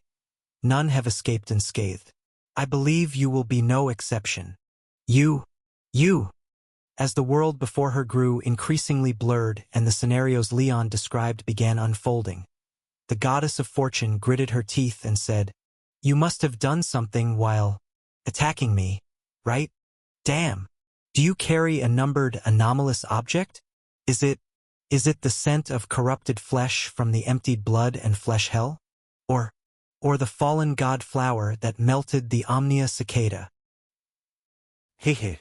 Completely unaware of what she was talking about, Leon said nothing, giving her a mysterious smile instead, then secretly pressed the mirror cufflink hidden in his mouth with his tongue. Hurry! Expand the mirror world passage a bit more. I'm also a bit short of breath. Yes, it was indeed oxygen deficiency. Relying on the free seashell coins handed out by the goddess of fortune during the counterattack, Leon had bought up most of the oxygen in the valley. The oxygen content in the air of the entire Emerald Valley was extremely low. Blurred vision, accelerated heartbeat, rapid blood flow, pale skin, all the abnormal symptoms on the goddess of fortune's body were severe responses to oxygen deficiency. And even if she temporarily bought health for herself, it probably still wouldn't resolve the state of oxygen deficiency. As for the reason, there wasn't just one goddess of fortune in Emerald Valley. Although many had been killed by Leon and the Black Goat, there were still more than 29,000 headless divine corpses left in the valley. The human body currently carrying the main consciousness of the goddess of fortune would represent only about 2 or 3% of the goddess of fortune at most, which was about the weight of one hand compared to the whole. Since the goddess of fortune could reclaim her power directly upon the destruction of the divine corpses, her connection with these separated bodies must have been extremely close and was not fully severed. Even watching the slight rise and fall of these corpses' chests, their breathing and heartbeat were synchronized, not appearing much different from a whole. And now, more than 97% of her body was in a state of extreme oxygen deficiency. What use would it be for just one hand to remain healthy? Just as Leon had predicted, the goddess of fortune, realizing that her body felt increasingly wrong, took out piles and piles of seashell coins and, relying on her authority, began frantically purchasing health, life, and vitality. However, every time the state of this body was refreshed, 97 to 8% of the remaining body would immediately absorb 2% of the health, and then consume this exceptionally precious health at a rate thousands of times faster, bringing on even more intense pain. Damn it! Damn it! Damn it! After several attempts, even trying different methods, she found that no matter how hard she tried, she couldn't escape the pain clinging to her like a bone attached to her flesh, ever approaching death. The soul fire of the goddess of fortune, which she desperately tried to keep calm, started flickering wildly. No. This can't be. Looking at Leon, who stood expressionless, overlooking her and quietly waiting for her death. The fear gripped the heart of the goddess of fortune, and she couldn't help but throw her head back and roar. I don't believe it. You're considered weak among humans. How could you possibly possess the means to kill a true god like me?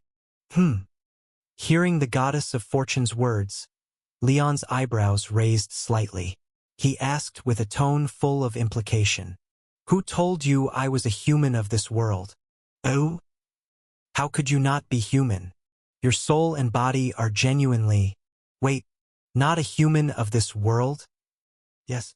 No wonder a weak third-class cleanser could not only kill that toad and break its soul but also forcibly exempt my authority and even grasp techniques to kill me. So that's how it is. That's how it is.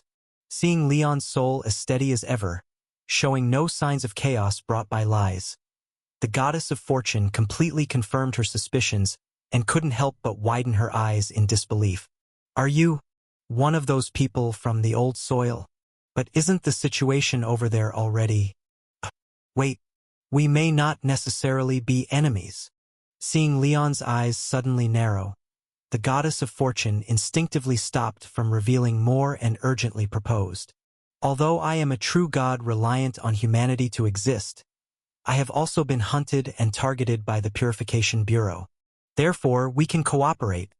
As long as you stop and let me go, I can swear by my authority that I will never reveal your origin. And no matter your agenda within the Purification Bureau, I can help you. Oh? So what exactly have you misunderstood? Looking at the goddess of fortune before him, desperately clutching at what seemed to her like a last straw and attempting to cooperate, Leon, who initially intended to bluff her using his identity as a traveler, felt a tug at his heart. He immediately opened the badge panel, using the master performer to replace pity it's not. Help me. Under the effects of the master performer, with the persona of a conspirator, Leon emotionlessly took 2 steps forward, standing before the goddess of fortune. Then, looking down at the slightly shorter goddess, he said with indifference, No need. The best help you can give me is to die here peacefully. He's no longer pretending. He only wants to silence me now. Facing Leon, whose demeanor had suddenly changed radically, shaking off the previous guise of valuing companionship and bravely warm-bloodedness, transforming into someone emanating a cold and sinister air and a gaze full of indifference, the goddess of fortune, weak all over, almost fell to her knees. Based on the effects of the master performer's wearing effect, the more unfamiliar someone was with Leon's appearance, voice, and character, the more susceptible they were to be influenced. And if someone was sufficiently unfamiliar with Leon and hadn't discovered any glaring inconsistencies, they might even deeply believe Leon was the role he played. Meeting Leon for the first time today, the goddess of fortune was fully under the spell of the master performer's effect, shivering under Leon's look, which regarded her as though she were a corpse. You can't kill me. Growing more terrified, the goddess of fortune summoned her last bit of courage to resist. I am a true god. My soul is too vast. Whatever means you use to process it, there will inevitably be fragments falling into the realm of the dead. If the Purification Bureau discovers my soul fragments, your identity will be… They won't. Interrupting the goddess of fortune, Leon, the visitor from the old soil who had infiltrated the Purification Bureau with unspeakable intentions but inadvertently stumbled upon and had no choice but to eliminate the goddess of fortune, responded coldly. The soul entering the realm of the dead will walk the no-return path.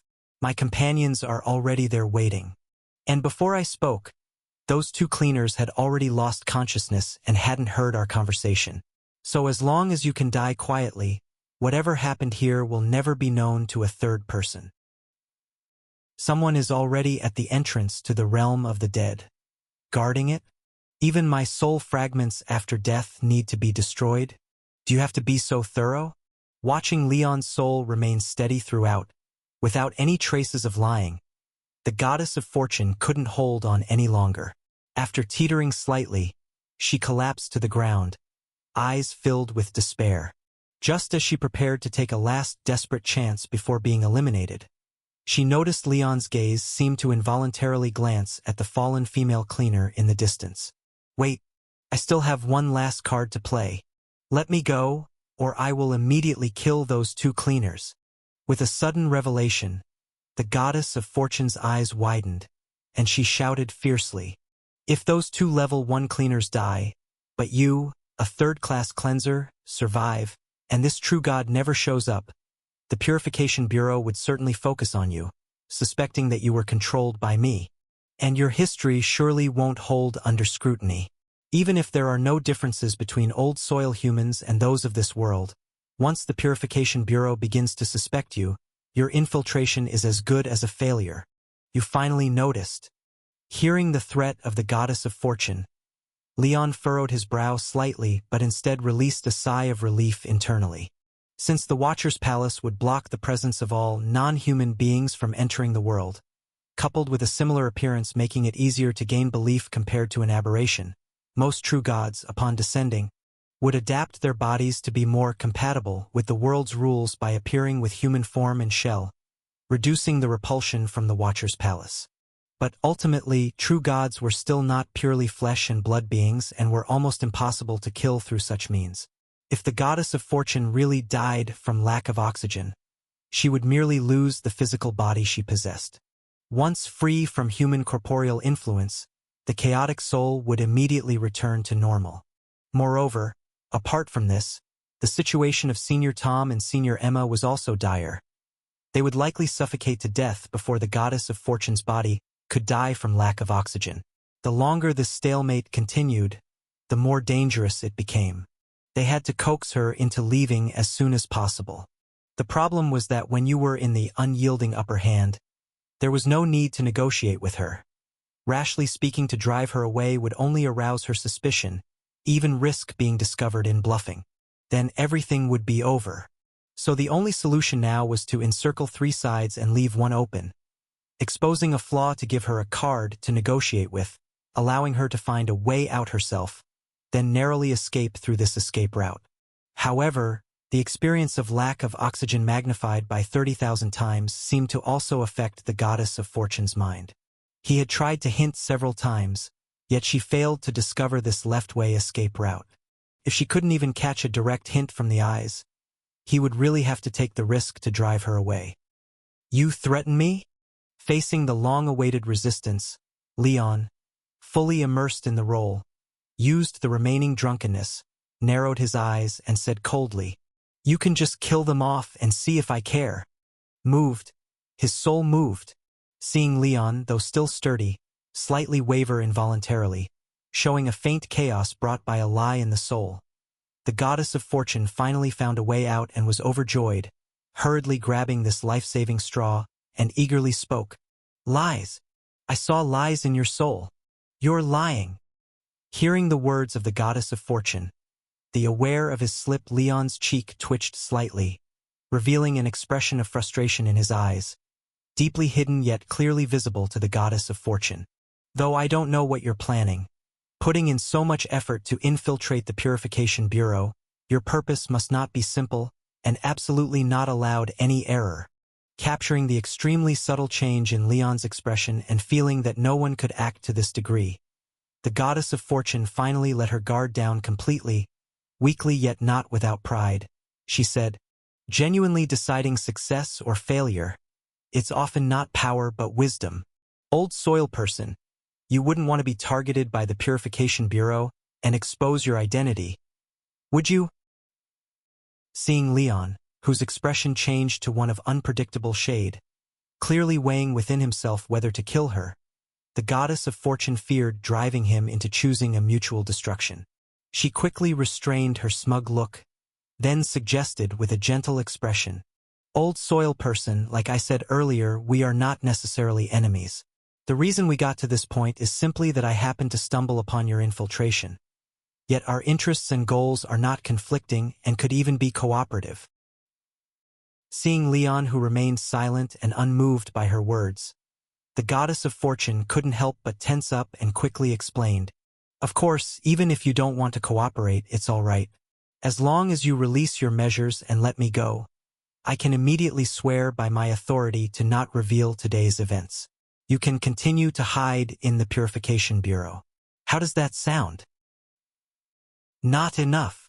After silently counting to 20 in his mind, using this deliberately left gap to show his internal struggle, Leon furrowed his brow tightly, displaying full reluctance, and said, "Besides that, you have to help me eliminate all doubts, at least providing a reasonable explanation. Otherwise, 3 cleaners who lost the ability to resist yet mysteriously escaped from your hands would still appear very suspicious. This is also possible." Hearing Leon's request, the goddess of fortune bit her lip, pulled out a broken pink trident, and stabbed it hard into her left arm, staining it with a lot of blood. She then swung the trident to cut off half of her serpentine tail. "This is the weapon of the Lord of Lustful Dreams, and I happen to enter through the dream realm, making it an appropriate excuse for you guys surviving from my hand." With the broken trident, pinning the severed tail to the ground, the pale-faced goddess of fortune weakly said, "When the Purification Bureau starts its investigation, they will know he was here from the sight of this item and assume that, angered by multiple forced entries into the dream realm, the patrolling Lord of Lustful Dreams attacked me after you stalled me, forcing me to escape injured. I might even go for a fight with him upon my return from the dream realm, and as for you, just pretend to be unconscious and claim you know nothing. Do you think this explanation works?" 6. Seeing the goddess of fortune who, without a word, directly severed her tail and prepared to go through with the act by returning to battle the Lord, Leon couldn't help but give her a thumbs up internally, then frowned and nodded, saying, "It'll do. Just make sure to swear to everything." I will." As the goddess of fortune, according to Leon's request, swore by her authority to ensure no leaks and affirmed her commitment to fight the Lord of Lustful Dreams. She saw a slightly eased expression on Leon's face and timidly reminded, "Then the thing's on me, do you? Come over here." "Huh. Stop wasting time. Come over here." Appropriately displaying the annoyance brought by forced compromise and the impatience from this anger, Leon reached out to tap the forehead of the goddess of fortune forcefully and then gently knocked the cufflinks hidden in his mouth with his tongue. Following that, from a dozen mirror surfaces within the Emerald Valley broken open, a large amount of oxygen was quietly released. At the same time, the isolated Dream of Verdant Green was opened, quickly flooding the area with oxygen.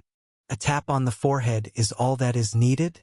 Not feeling any special energy fluctuation from this tap, the suspicious goddess of fortune was about to ask further when she felt her body suddenly lighten. After that unassuming tap, her already overwhelmed body felt utterly relieved, like a traveler in a desert for 10 days finally encountering heavy rain. Asterisk so subtly concealed and yet extremely lethal. Truly a terrifying method. Asterisk. Glancing fearfully at Leon's right hand, having brushed against the brink of life and death, the goddess of fortune wanted nothing more than to linger a moment longer. She immediately forced open the dream realm, dumping over 20,000 of herself into it without a second thought and swiftly turned to leave. Asterisk, what a damned misfortune. I just wanted to capture a level 3 cleanser to interrogate about the toad, but unexpectedly ended up touching a big fish from old soil. Not only did I lose a holy spirit, but nearly lost my own life as well. Asterisk. Asterisk, this damned world is far too deep of water. I'm never coming back. Asterisk. Finally got away with it. Leon tried hard to maintain his persona as a schemer, standing with his hands behind his back and a distant gaze while waiting for the dream realm to close. Only after more than 20,000 goddess of fortune avatars completely disappeared did he finally let out a genuine sigh of relief. The work of the Purification Bureau was truly arduous. Even someone as capable as Senior Emma had failed, and dragging another first level like Senior Tom to help almost resulted in both of them being obliterated by the descending goddess of fortune. Or maybe it wasn't supposed to be so dangerous, but the fact that Tom and Leon, 2 jinxes hated by the world's will, came together caused a super streak of bad luck, inviting the unwelcome descent of the goddess of fortune. After silently warning himself to avoid grouping with Senior Tom in the future, Leon quickly walked over to the unconscious Senior Emma.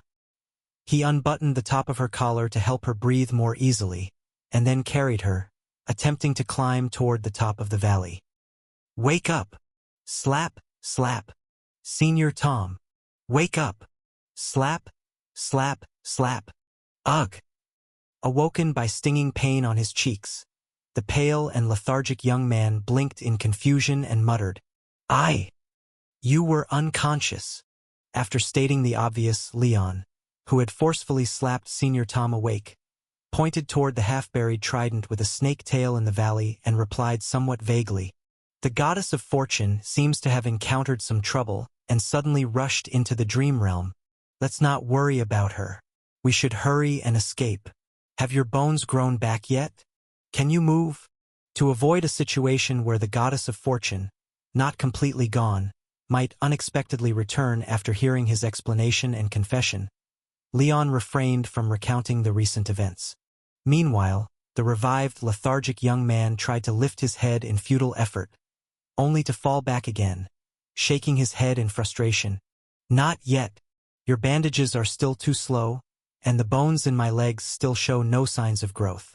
Only a bit of my tailbone has grown. Ugh!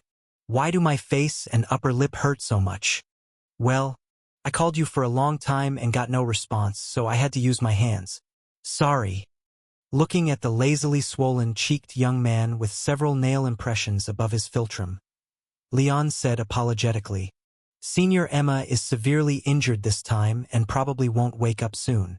I had my cursed silver and pendant confiscated by the goddess of fortune, so my defensive capabilities are quite limited now. Outside, apart from the followers of the Scales Gold sect, there are probably around 80 to 90 clerics and at least 2 bishops. I don't think taking you out directly would be very secure, so I wanted to wake you up first and ask if you have any ideas." "Any ideas?"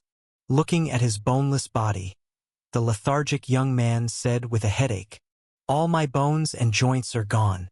Only my mouth and neck can move. Oh, and now I have a tail. In short, in this state, what ideas could I possibly have? Right, didn't you collect all those bead coins? Why not try to revive Emma the same way you revived me? I've already tried, but it didn't work." Hearing this, Leon shook his head helplessly and said, "Senior Emma's situation is quite complicated. The stab to her heart is a soul wound, and both of her arms have been petrified by the dream of verdant green into jade, and over 300 lives were bought by the snake spirit. These 3 types of injuries mixed together can't be separated. The bead coins are not enough. Also, unlike buying your bones, injuries can't exist independently from the body. So to buy Senior Emma's injuries would require someone to bear them." Lifting his right hand to show Senior Tom the jade-like fingernails, Leon added with lingering fear, "My contamination value compared to Senior Emma, the Leon value is far too low. Whether it's physical endurance, soul strength, or resistance to the abnormal, they're not on the same level. What are simply serious injuries to her would be lethal wounds to me. I estimate that buying less than 1/10 of the injury would leave me with my soul shredded by the sword wound in Senior Emma's heart, turning me into a motionless jade statue. Then it's better not to buy it." After looking at Leon's green nails, the lethargic young man thought for a moment and realized the current situation was indeed tricky. Though the most lethal goddess of fortune inexplicably left, sparing their lives unexpectedly, the followers of the Scales Gold sect outside the dream of verdant green remained. According to the Scales Gold sect's assembly process, generally, a bishop from each of the 3 branches would be present. After they had eliminated one, at least 2 bishops and dozens of ordained, specially capable core followers likely remained outside. Although as an underground sect not renowned for combat strength, the bishops of the Scales Gold sect fought no better than ordinary second-class cleaners. Even weaker than Jerry, the investigator-type cleaner, they weren't considered tough opponents. If either he or Emma were functional, taking down those 2 bishops would be a breeze, probably not even needing 30 seconds. However, with Emma unconscious and himself immobile, only Leon was unscathed. Yet he lost his main battle anomalous object. Handling these sect members wasn't assured. Having escaped death from a true god, just to be brought down by some lousy bishops, That would truly be a case of dying with no peace. How about, you just stabbed me to death? Huh. Relax. It's my trump card. Seeing Leon's slightly confused expression, the lethargic young man explained, before we entered, didn't I set up 3 rituals in advance? The first 2 ritual sets have already been triggered. The first prepared with 5 metals to steal the Scales Gold Sex Cat Spirit money. Another arranged with mercury, sulfur, and salt to neutralize the Snake Spirit's secret shrine influence. And the last ritual is just right for revival. Revival? Yes, the effect of that ritual is revival. Or rather, to automatically revive me to the moment the ritual was established after I get killed. Glancing at Leon's shocked expression, the lethargic young man proudly explained, the regression ritual has 6 materials paired in opposition. Matches and amber represent the eternal solidification and transient extinguishment. A child's fingernail and an elder's last will symbolize the body's growth and termination, while horn and tail signify beginning and end, forming 3 perfect balances in between. If I'm killed, it's equivalent to the body's match extinguishing, the soul's elder passing, and the life reaching its end, thoroughly breaking the one-sided balance. Then, the opposing half will activate, beginning to reshape my everything. After this, my body will be eternal like amber. My soul will thrive like a child, and a concluded life will restart. Thus, I will be revived. I'm telling you, this is my proudest ritual. During the retreat battle with the true God, I relied on it to save my life, so go on and stab. As soon as one sword lands, I'll be bouncing. Wait a minute. Seeing the blood-red spiked mace in Leon's hand, the lethargic young man's eyes filled with terror, a reflexive shiver traveling up his newly grown tailbone. No. I meant for you to stab me, but using that. Not that I want to use this, it's just that compared to other stuff, this is already the best. Leon replied rather helplessly after glancing around the empty Emerald Valley. I don't dare pull the sword from Senior Emma's chest, so I can only use what's taken from her office. If you don't like the spiked mace, there's still the spiked board, the Iron Maiden, the crushing punishment cart, the iron caltrip whip, or even the big guillotine blade removed from the guillotine. Which one do you prefer? Seeing the grim torture devices scattered on the ground, the lazy young man's cheek twitched slightly. He then realized Leon was not wrong, that compared to those terrifying devices that killed little by little, the spiked mace, which could solve problems all at once, was indeed the best choice. But being killed by a spiked mace was really a bit. Why not? Just pull out Emma's sword instead? Looking at the bloodstains still fresh on the reversed spikes of the spiked mace, the lazy young man couldn't help but swallow his saliva. Not wanting to be hammered to death by this steaming hot thing, he suggested, I've seen her use Emma's satisfying scales. It's mainly for soul judgment, and the harm to the body is just added. It's generally not fatal. Even if it is fatal, actually it's not a problem. Her undying body can still be used at least 300 times again. A single death wouldn't cause any issues. She's in a coma mainly because of severe soul injuries that prevent her will from controlling her body. And this soul-targeting sword is in her heart.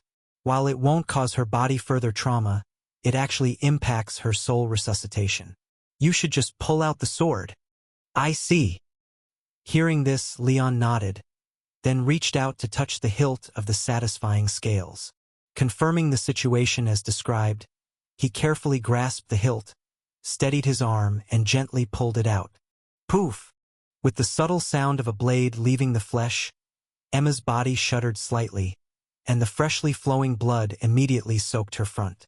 But just as the lazy young man had said, despite suffering secondary trauma from Leon's sword-drawing movement, as the blade of the satisfying scales left, Emma's previously chaotic and sluggish soulfire swiftly became smooth and stable, even showing faint signs of awakening.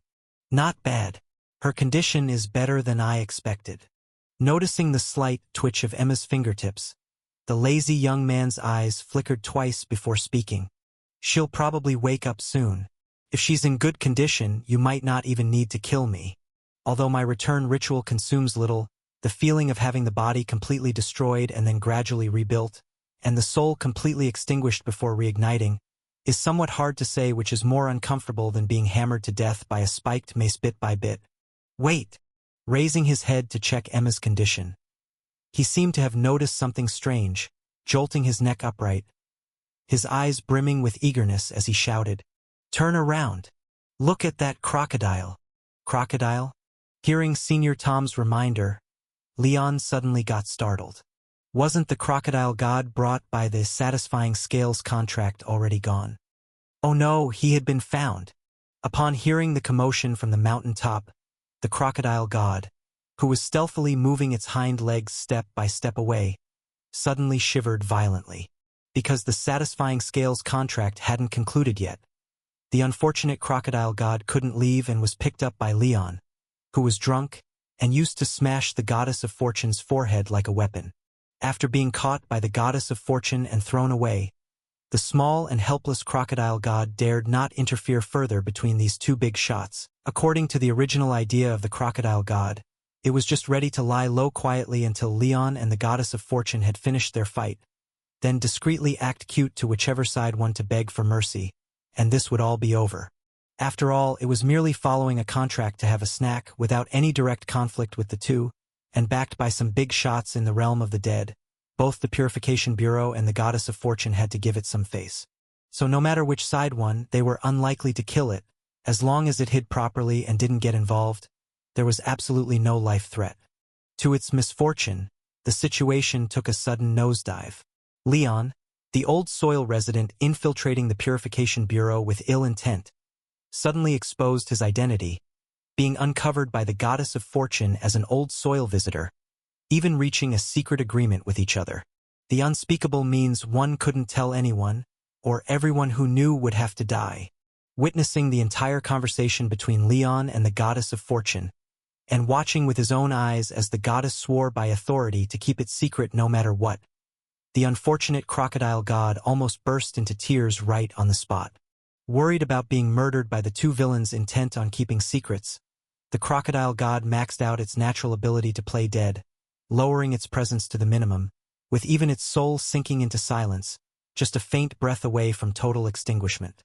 It then silently prayed in its heart, begging not to be noticed.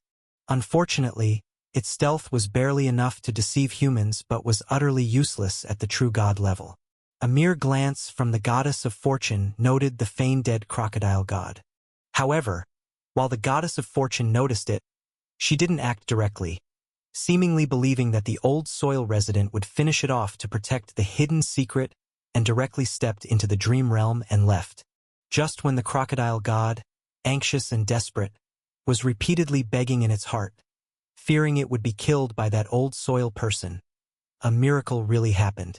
That old soil person, who nearly took down the Goddess of Fortune, after scanning the surroundings with soul vision, actually ignored it just like a regular person dull to soul perception. How lucky! Seeing the old soil person pretending to be extremely weak again, carrying the unconscious female cleaner, beginning to climb up the mountain with effort, the heart of the fortunate crocodile god pounded wildly, nearly pulling it back from its pseudo-dead state. Under its intensely hopeful gaze, the old soil infiltrator of the Purification Bureau truly ignored it and climbed all the way to the mountain top, eventually, even pulling out that ever-maintained contracting stiletto sword that kept it from leaving at the suggestion of another cleaner. Thank heavens!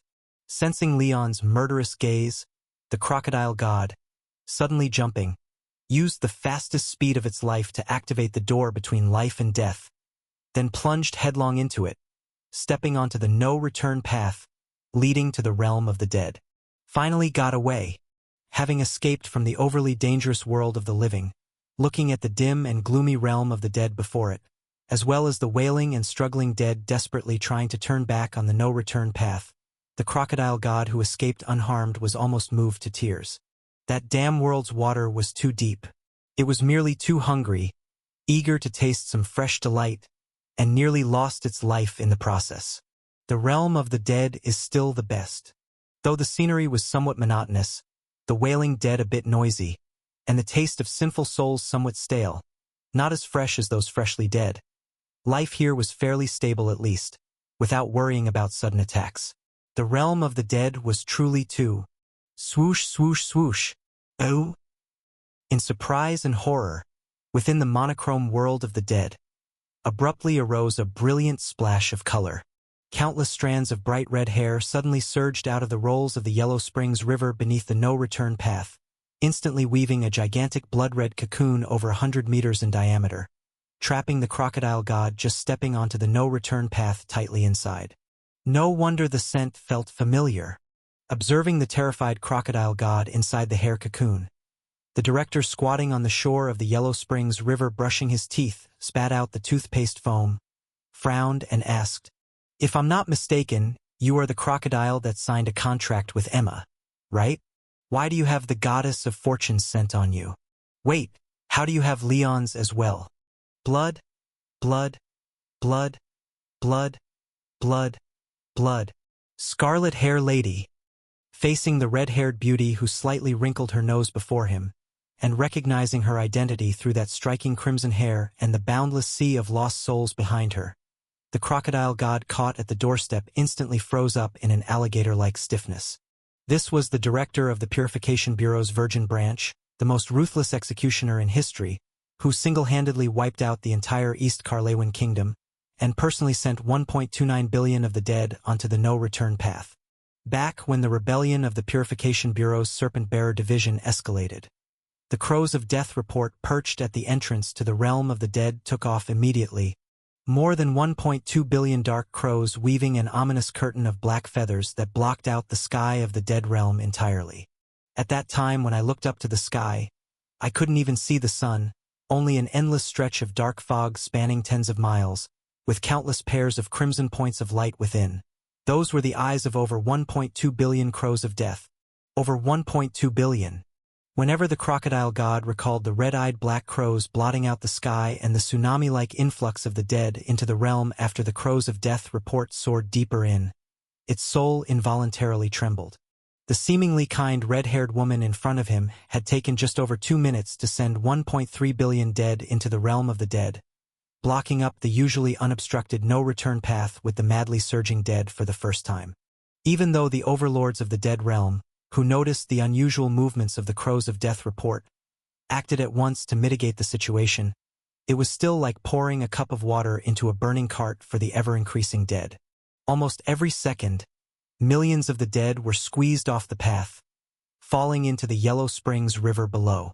In fact, towards the last half a minute, not only had the no-return path which attracted the dead come to a complete halt, but even the waters of the Yellow Springs River were blocked by the falling souls of the dead, causing the river to backflow and flood, creating a muddy yellow marsh realm spanning several hundred miles around the entrance to the realm of the dead. And the large marsh created in that flood was now exactly where he was living. After casting a glance at the massive sinkhole at the center of the muddy yellow marsh country in the distance, the unfortunate crocodile god, faced with the red-haired woman who built him a house, felt a moistening around his eyes, and large hot tears of gratitude began to roll down. So that partner guarding the realm of the dead was you. No wonder that old earther pretended not to notice me. With the scarlet hair lady guarding the realm of the dead, he didn't even need to lift a finger. Once I came back, I was doomed. Why are you crying? Seeing the crocodile god, who he had caught but hadn't even said a word before breaking into tears, the red-haired director was slightly stunned. Then, quite uncivilly, she tossed her toothbrush into the Yellow Springs, furrowing her brows as she approached. "Tell me, where did you come back from? How are Emma and the others?" They're all good." "You're lying." After slightly wrinkling her nose, the red-haired director's fox eyes narrowed, and the cocoon of hair that merely bound the crocodile god slightly dimmed, shifting from bright red to a dark red that resembled venous blood, and continued to constrict inwards, directly cutting into its carapace. "Tell the truth. Just because you're a god of the realm of the dead doesn't mean I dare not touch you." Having smelled the aura of the goddess of fortune and an extremely strong scent of blood from the crocodile god, the red-haired director, concerned about Leon and the others, was already somewhat truly angered. According to the tasks she assigned, Emma was to eradicate the Scales Gold sect, while Leon was to raid the Skyclipper. No matter how one thought about it, their auras shouldn't appear together, so the only possibility was that Emma was ambushed by the Scales Gold sect, possibly even personally dealt with by the goddess of fortune. And after Leon completed his task and returned to the bureau, when he was about to report to her, he received a distress call from Emma, so he dragged Tom along. No, it should be he dragged Tom to rescue, only to face the goddess of fortune head-on. Although, since she was always guarding the no-return path, she hadn't seen their souls enter the realm of the dead, which meant they might not have been killed yet. Considering the opponent was the goddess of fortune, there was still a possibility of something happening to them. If her assigned missions truly caused Emma and Leon to fall into the Scales gold sex trap. Thinking this far, the increasingly anxious red-haired director accidentally exerted more force, and a large number of fine, sharp strands of hair had already penetrated the crocodile god's shell, deeply embedding into its skin. No. I'll talk. I'll talk. Having noticed the blood scent emanating from the dark red hair strands, the crocodile god, shedding tears like a fountain, got startled and hurriedly stammered as it began to recount everything it had seen. As the creature haltingly told its tale, the impatience in the red-haired director's eyes gradually faded away, slowly transforming into deep confusion. Leon almost took down the goddess of fortune? And he's from the old soil? Aiming to infiltrate the Purification Bureau with ill intent. In the end, the goddess of fortune grabbed some leverage over him, and to avoid exposing his identity, he had to temporarily cooperate with her? What on earth is all this? I swear it's all true. Realizing covertly that the scarlet hair lady didn't seem to be allied with the old soil people, the crocodile god, suddenly lit with hope of survival, feared that this kill god might fillet him into sashimi in a fit of pique and hurriedly swore, I swear by the great death, it's all what I saw with my own eyes. I guarantee there are no lies. Moreover, after he awakened that male cleaner, he spoke according to the agreement with the goddess of fortune, and at that time the goddess had already left. Surely he wouldn't need to lie then. Not necessarily. Recalling the cautiousness running through Leon and Emma, the red-haired director couldn't help but wrinkle her brow. Considering Leon's insecure nature, the reason he didn't confide the truth to Tom was probably for fear that the goddess of fortune hadn't left and upon hearing his revelation, would cause more trouble, so he chose to keep it temporarily concealed. After all, although the sole vision of that black goat was decent, it could still make mistakes against a true god capable of disguising their soul, as proven by this successfully feigning dead crocodile god, so Leon choosing to wait wasn't a problem. As for the card to nullify the goddess of fortune's authority, it should likely have been during the time he received the wine from the tourist director and got utterly intoxicated, turning even my slaughter blood hair into nothingness, making it natural for the goddess of fortune not to harm him.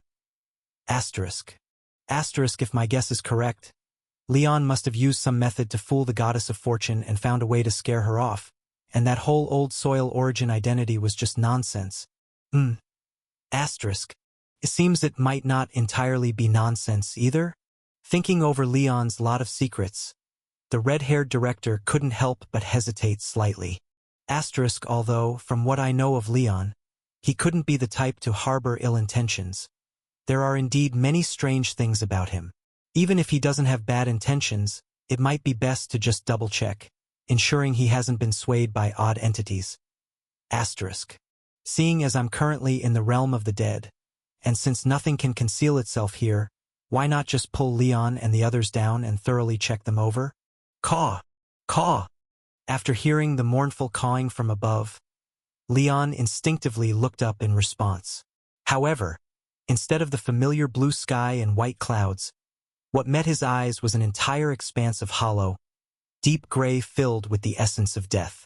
A sun devoid of any warmth, resembling the dying gaze of an old man, hung quietly over the sky shrouded in dark clouds, gazing at the turbulent, murky river below. Above this yellow and noisy great river, a road paved with countless ancient bones, tinged faintly in yellow, bore one mourning soul after another, winding toward the depths of the realm of the dead. This is the realm of the dead, where everyone comes after they die.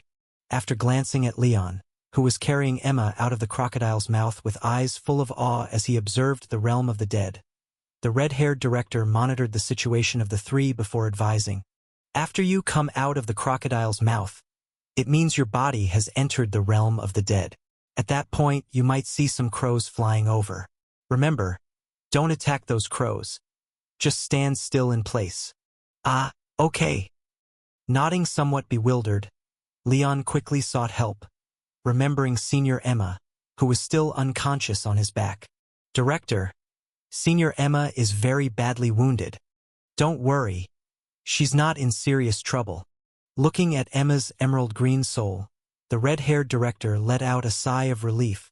Although the blow dealt by the goddess of fortune was heavy, Emma's soul is remarkably resilient. She'll be fine after a period of rest. Only the partially emeraldized body is somewhat problematic. How about you? How do you feel? I'm fine. Upon hearing the red-haired director's words, Leon slightly shook his head, then subconsciously reached out to touch two small bald patches on his head. Although he suffered several injuries during this operation, he had already used the plague-infected blood band to treat them. The only exception was the two small patches of hair that had been displaced after the horns grew, which the plague-infected blood band couldn't restore. Hence, this was probably his only injury this time. Director, he's fine, but I have a problem. A big one. Just as Leon was touching his hair, a head suddenly rose from the depths of the crocodile's mouth. Lying on the crocodile god's tongue, the lethargic young man looked full of misery. I've lost more than half of my bones. Right now, only my neck and butt can move. Could you? You call that an injury? Glancing at Tom, the red-haired director waved dismissively. You must have already set up a return ritual in advance, right? Wouldn't reviving yourself once fix such an injury? It would, but it hurts a bit. Oh, just a matter of slitting your neck. Don't be so delicate. After dismissing the lethargic young man with a few words, the red-haired director retrieved the hair tied around the crocodile god's neck, then walked behind Leon to take Emma from his back, cradling her horizontally before urging, come on, don't stay inside this crocodile's mouth. Let's move outside. Oh! Per the red-haired director's request, Leon walked out from the mouth of the crocodile god, which had brought him to the realm of the dead. Before he could speak to ask why she wanted him to come to the realm of the dead, a cacophony of shrill cawing erupted once more. Unlike the few sparse cries earlier, this time the cawing was chaotic and dense. As Leon focused his eyes, he noticed around 600 or 700 red-eyed crows flying from the distance. Unlike other crows before, which all flew directly into the depths of the realm of the dead, these crows began circling above the trio. These birds are called the Crows of Death Report, pets kept by one of the rulers of the realm of the dead. Every time a new dead soul appears, they fly up from their resting place, all the way to the deepest part of the realm of the dead, announcing the birth of the deceased. After briefly explaining the significance of these crows, the red-haired director continued with a tone full of meaning. And if a living person with an intact body enters the realm of the dead, their Crow of Death report won't fly into the depths but will instead find the person it's focused on, circling persistently overhead, or even landing directly on their shoulder. Isn't that wrong? After looking up at the red-eyed crows circling in the sky, Leon remarked with some surprise, there are only 3 of us, even counting Senior Tom, who hasn't come out, that's only 4. But aren't there almost 700 crows up there? To be precise, there are 666 of them. Taking a look at Emma in his arms to ensure she wasn't awake and couldn't hear him, the red-haired director quietly explained, you've probably heard about Emma's origins before. Her people launched a coup, intending to overthrow the current royal family. However, someone tipped them off, and her entire clan was executed except for Emma herself. The execution ground was set at the entrance of Treasure Flower Manor, staining the redwood tree red. Her undying body was born out of that execution. Over 600 clan members were executed, leaving her with over 600 lives to replenish. She must be killed 666 times in a single day to be completely killed. While inheriting her clansmen's lives, she also inherited their Crows of Death report. The crows flying above us were actually drawn to her. I see. After hearing about Senior Emma's past experiences, Leon fell into a brief silence. Although he had long suspected something similar about Senior Emma's undying body, hearing such a blood-tinged fact still left him utterly shocked. During Leon's silence, the red-haired director attentively observed him, scanning him from head to toe repeatedly. Her intense scrutiny made Leon feel all kinds of uncomfortable, prompting him to ask proactively, "Why are you looking at me like that? Is there something on me?" "No, the reason I'm looking at you like this is precisely because there's nothing on you." Giving Leon a meaningful glance, the red-haired director asked, "Leon, where is your Crow of Death report?" Slightly stunned by the red-haired director's question, Leon puzzledly asked in return, "There are so many Crows of Death report flying above us? Isn't mine among them? As I just mentioned, all the Crows of Death report above us were drawn by Emma. Neither yours nor mine is among them." Locking her gaze on Leon's eyes, the red-haired director deliberately slowed her speech, saying with utmost seriousness, "When my Leon value reached 60 points and my hierarchy equaled that of the true God, my Crow of Death report lost its ability to sense my death, flying straight into the depths of the realm of the dead with its eyes closed. But your Leon value is only around 6 points, with no ability to escape the death perception of the Crow of Death report, so your crow should still be roosting at the entrance of the realm of the dead." Leon, can you tell me why, even though your body has entered the realm of the dead, your Crow of Death report has never come looking for you? Why hasn't my Crows of Death report ever come to me?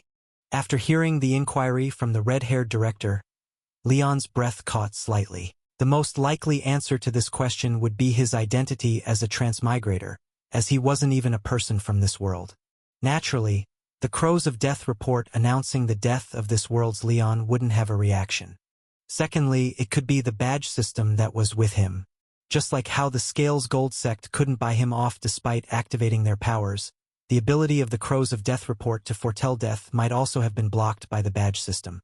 But whether it was his identity as a transmigrator or the existence of the badge system, these were his biggest secrets and could not be divulged. So how should he answer this question?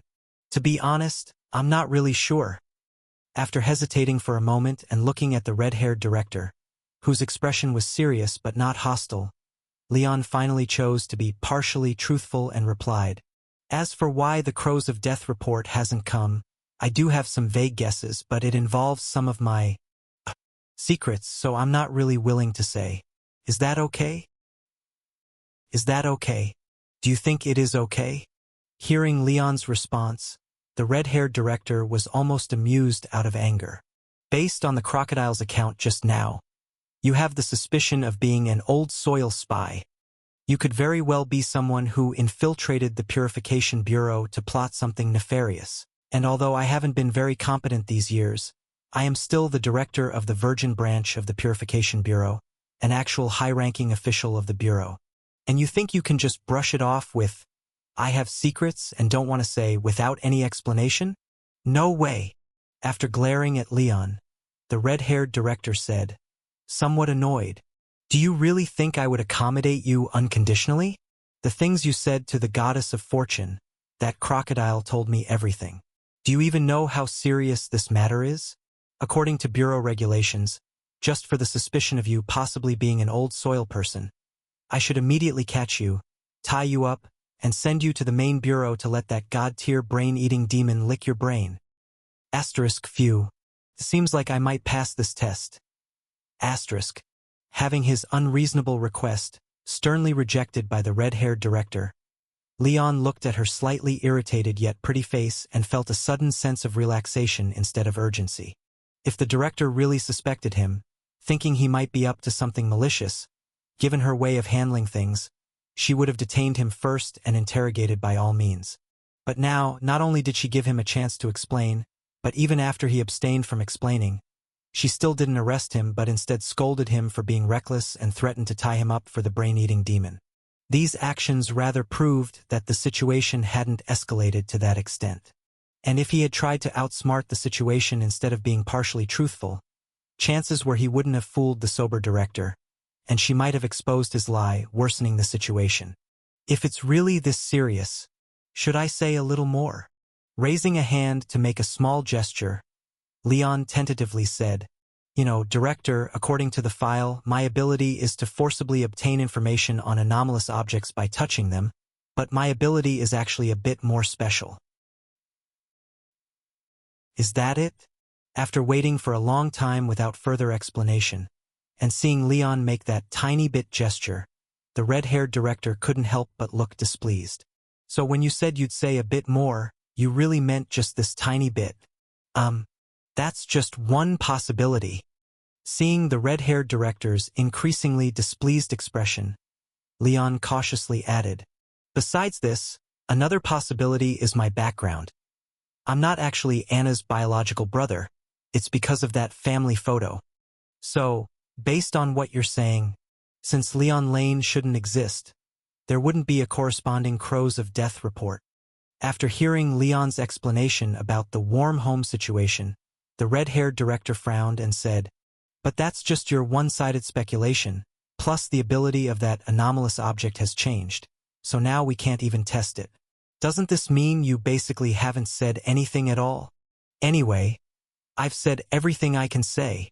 After struggling to come up with 2 reasons without lying, Leon boldly shrugged and said, I can't even be sure why there's no Crows of Death report for me.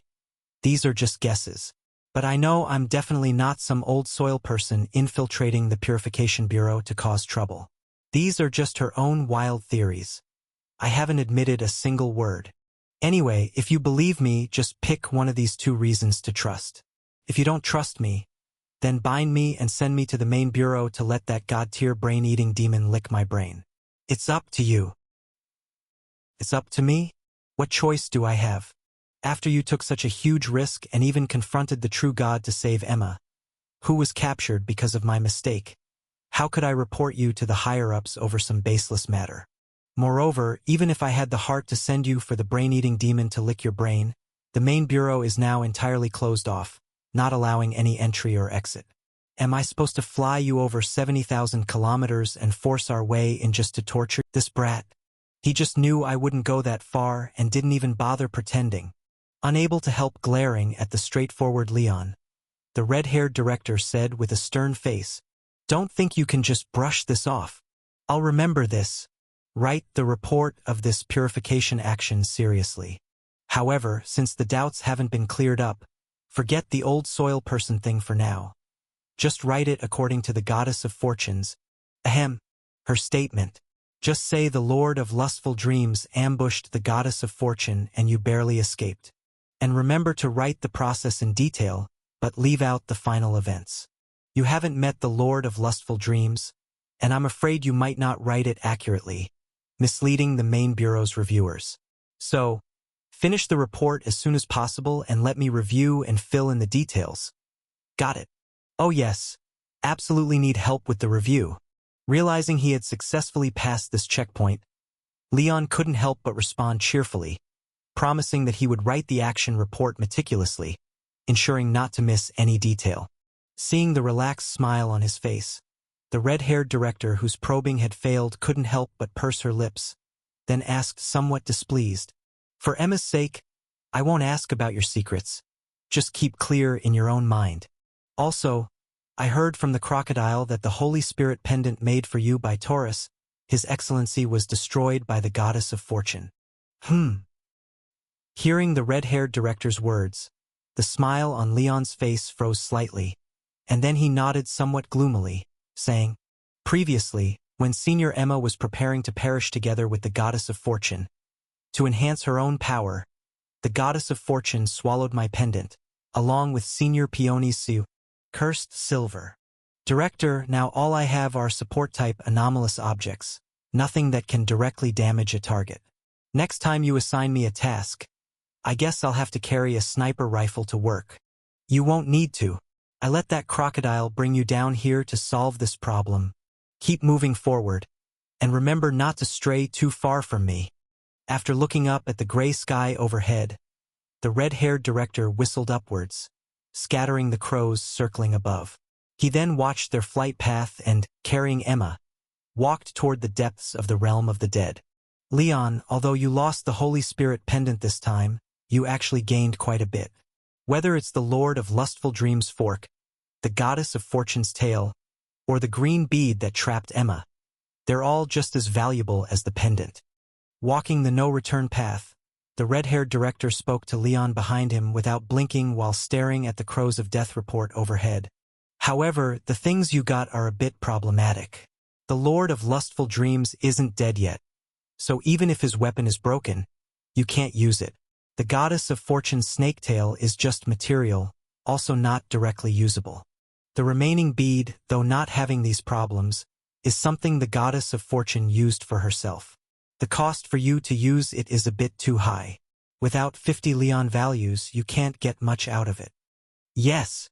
Following the red-haired director, Leon nodded and replied, that bead is called Dream of Verdant Green, an anomalous object modified from the shattered land of bliss of the god of agriculture and pastoralism. It can temporarily open up an emerald world with no exit, and the more the contamination value of the user, the vaster the world. That snake spirit even expanded an entire valley. Although I can directly use this thing and even bring people in and out of the already expanded emerald world, if Dream of Verdant Green is put away now and I activate it again, the expanded world might be just a few dozen square meters, and its stability couldn't compare to the world expanded by that snake spirit. In short, either it's unusable or unsuitable. After summarizing, the red-haired director continued, when you have good things but can't use them, you need to find an anomalous object forge master. And if we're talking about the best forge master, it must be Taurus His Excellency. But she's self-sealing in the headquarters now and can't lend a hand, so we have to find the second best. The second best anomalous object forge master? Upon hearing this, Leon blinked and then curiously asked, Director, is the second best forge master in the realm of the dead? Was he someone from our Purification Bureau? Yes, he is indeed in the realm of the dead and was part of our Purification Bureau during his lifetime. Wait, during his lifetime? Olivia! Ahahaha! You actually came to find me. In Leon's somewhat shocked gaze, a slightly hunched, goofy-looking old man sat up from the coffin pried open by the red-haired director, full of joy. Since you're here to see me, does that mean this generation's Taurus is already dead? Taurus His Excellency hasn't ascended yet. Tisk! After hearing the red-haired director's response, the goofy old man looked utterly disappointed, lifting the coffin lid to lie back down, but was stopped by the well-prepared red-haired director. Don't mess with my coffin. Let go of me this instant. The old man, who seemed to bear a grudge against the Taurus director, angrily said, Didn't I tell you? Don't come to me if she's not dead. Why aren't you keeping your word?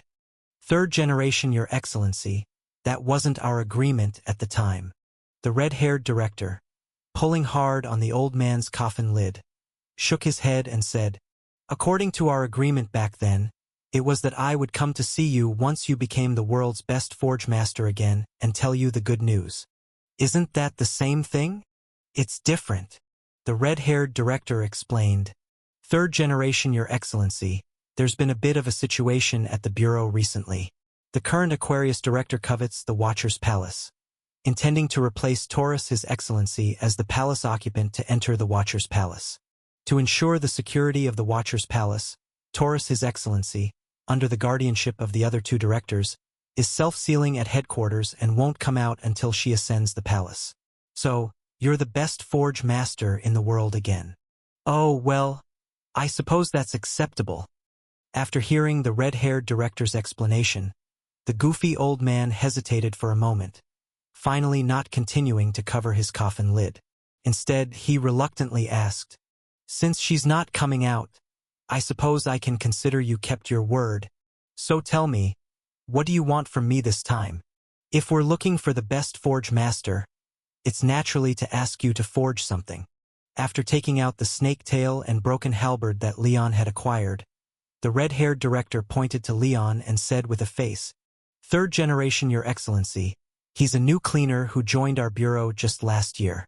While performing a rescue mission, his anomalous object was destroyed, and he now needs an offensive anomalous object. Can you use the two things he acquired as the main materials to custom make something suitable for him? If possible, it should not be too consuming, the kind that an average third-class cleanser can handle, and ideally one that accommodates future growth potential. Test K. So many requirements. Grumbling with dissatisfaction, the goofy old man stood up from his coffin, took the materials with a sullen face, and examined them, then exclaimed in surprise. A true god's body part and weapon? Manipulating the snake tail and half of the trident with his slightly green-tinged hands, the goofy old man finally looked at Leon and asked with a face full of confusion, "Is this tail freshly chopped off? Did you happen to encounter a true god's death battle during your rescue mission? Strange. You look so weak at a glance, and you're still just a newcomer who joined the Purification Bureau last year. If you had really stumbled into a true god's battlefield, you might not survive long enough for outsiders to blink. So how did you get such rare materials?" "That's a long story." Giving Leon a look that said, "Don't even bother with him," the red-haired director quietly closed the goofy old man's coffin lid, kicked the coffin on the ground far away, then smiled warmly and said, "Third generation, Your Excellency, why don't you craft something for him while I tell you what happened? What do you say?" "Ugh, you just love those useless little tricks." After glancing back at his coffin kicked into the distance, the square-headed old man, who aside from his inverted black and white eyes looked no different from a living human, grumbled with a displeased look on his face, "I've already crawled out of the coffin and accepted the materials you brought. How could I crawl back without finishing the job?" You're right." The red-haired director, unfazed by the old man's complaint, cheerfully pushed the square-headed old man to the forge, helped set up a big black iron pot, and then began discussing recent happenings. "Third generation, don't underestimate Leon because he's a rookie. He's been with our branch for less than a year, but he's already completed many dangerous tasks. He even uncovered the Aquarius director's plot.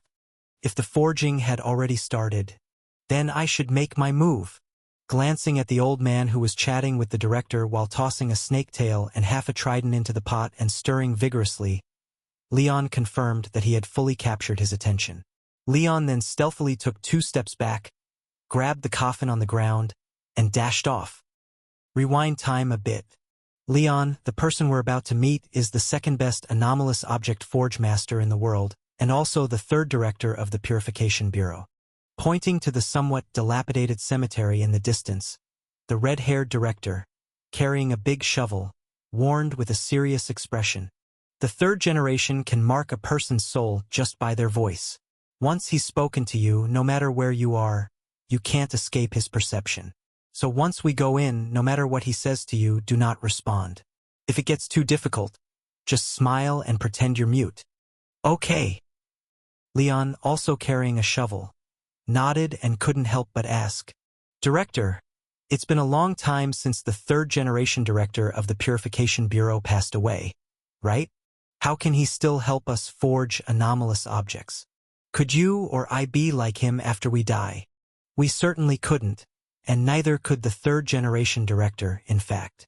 The red-haired director shook his head and said, "The real third generation has long been dead.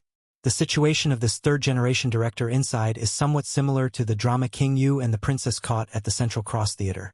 It's a manifestation of the third generation's obsession with abnormal forging. Back then, he learned the Taurus secret arts better than anyone else and was poised to become the new Taurus director. But, due to his extraordinary talent, he was temporarily appointed as the third-generation director, narrowly missing his beloved Taurus secret arts, which left him regretful for life.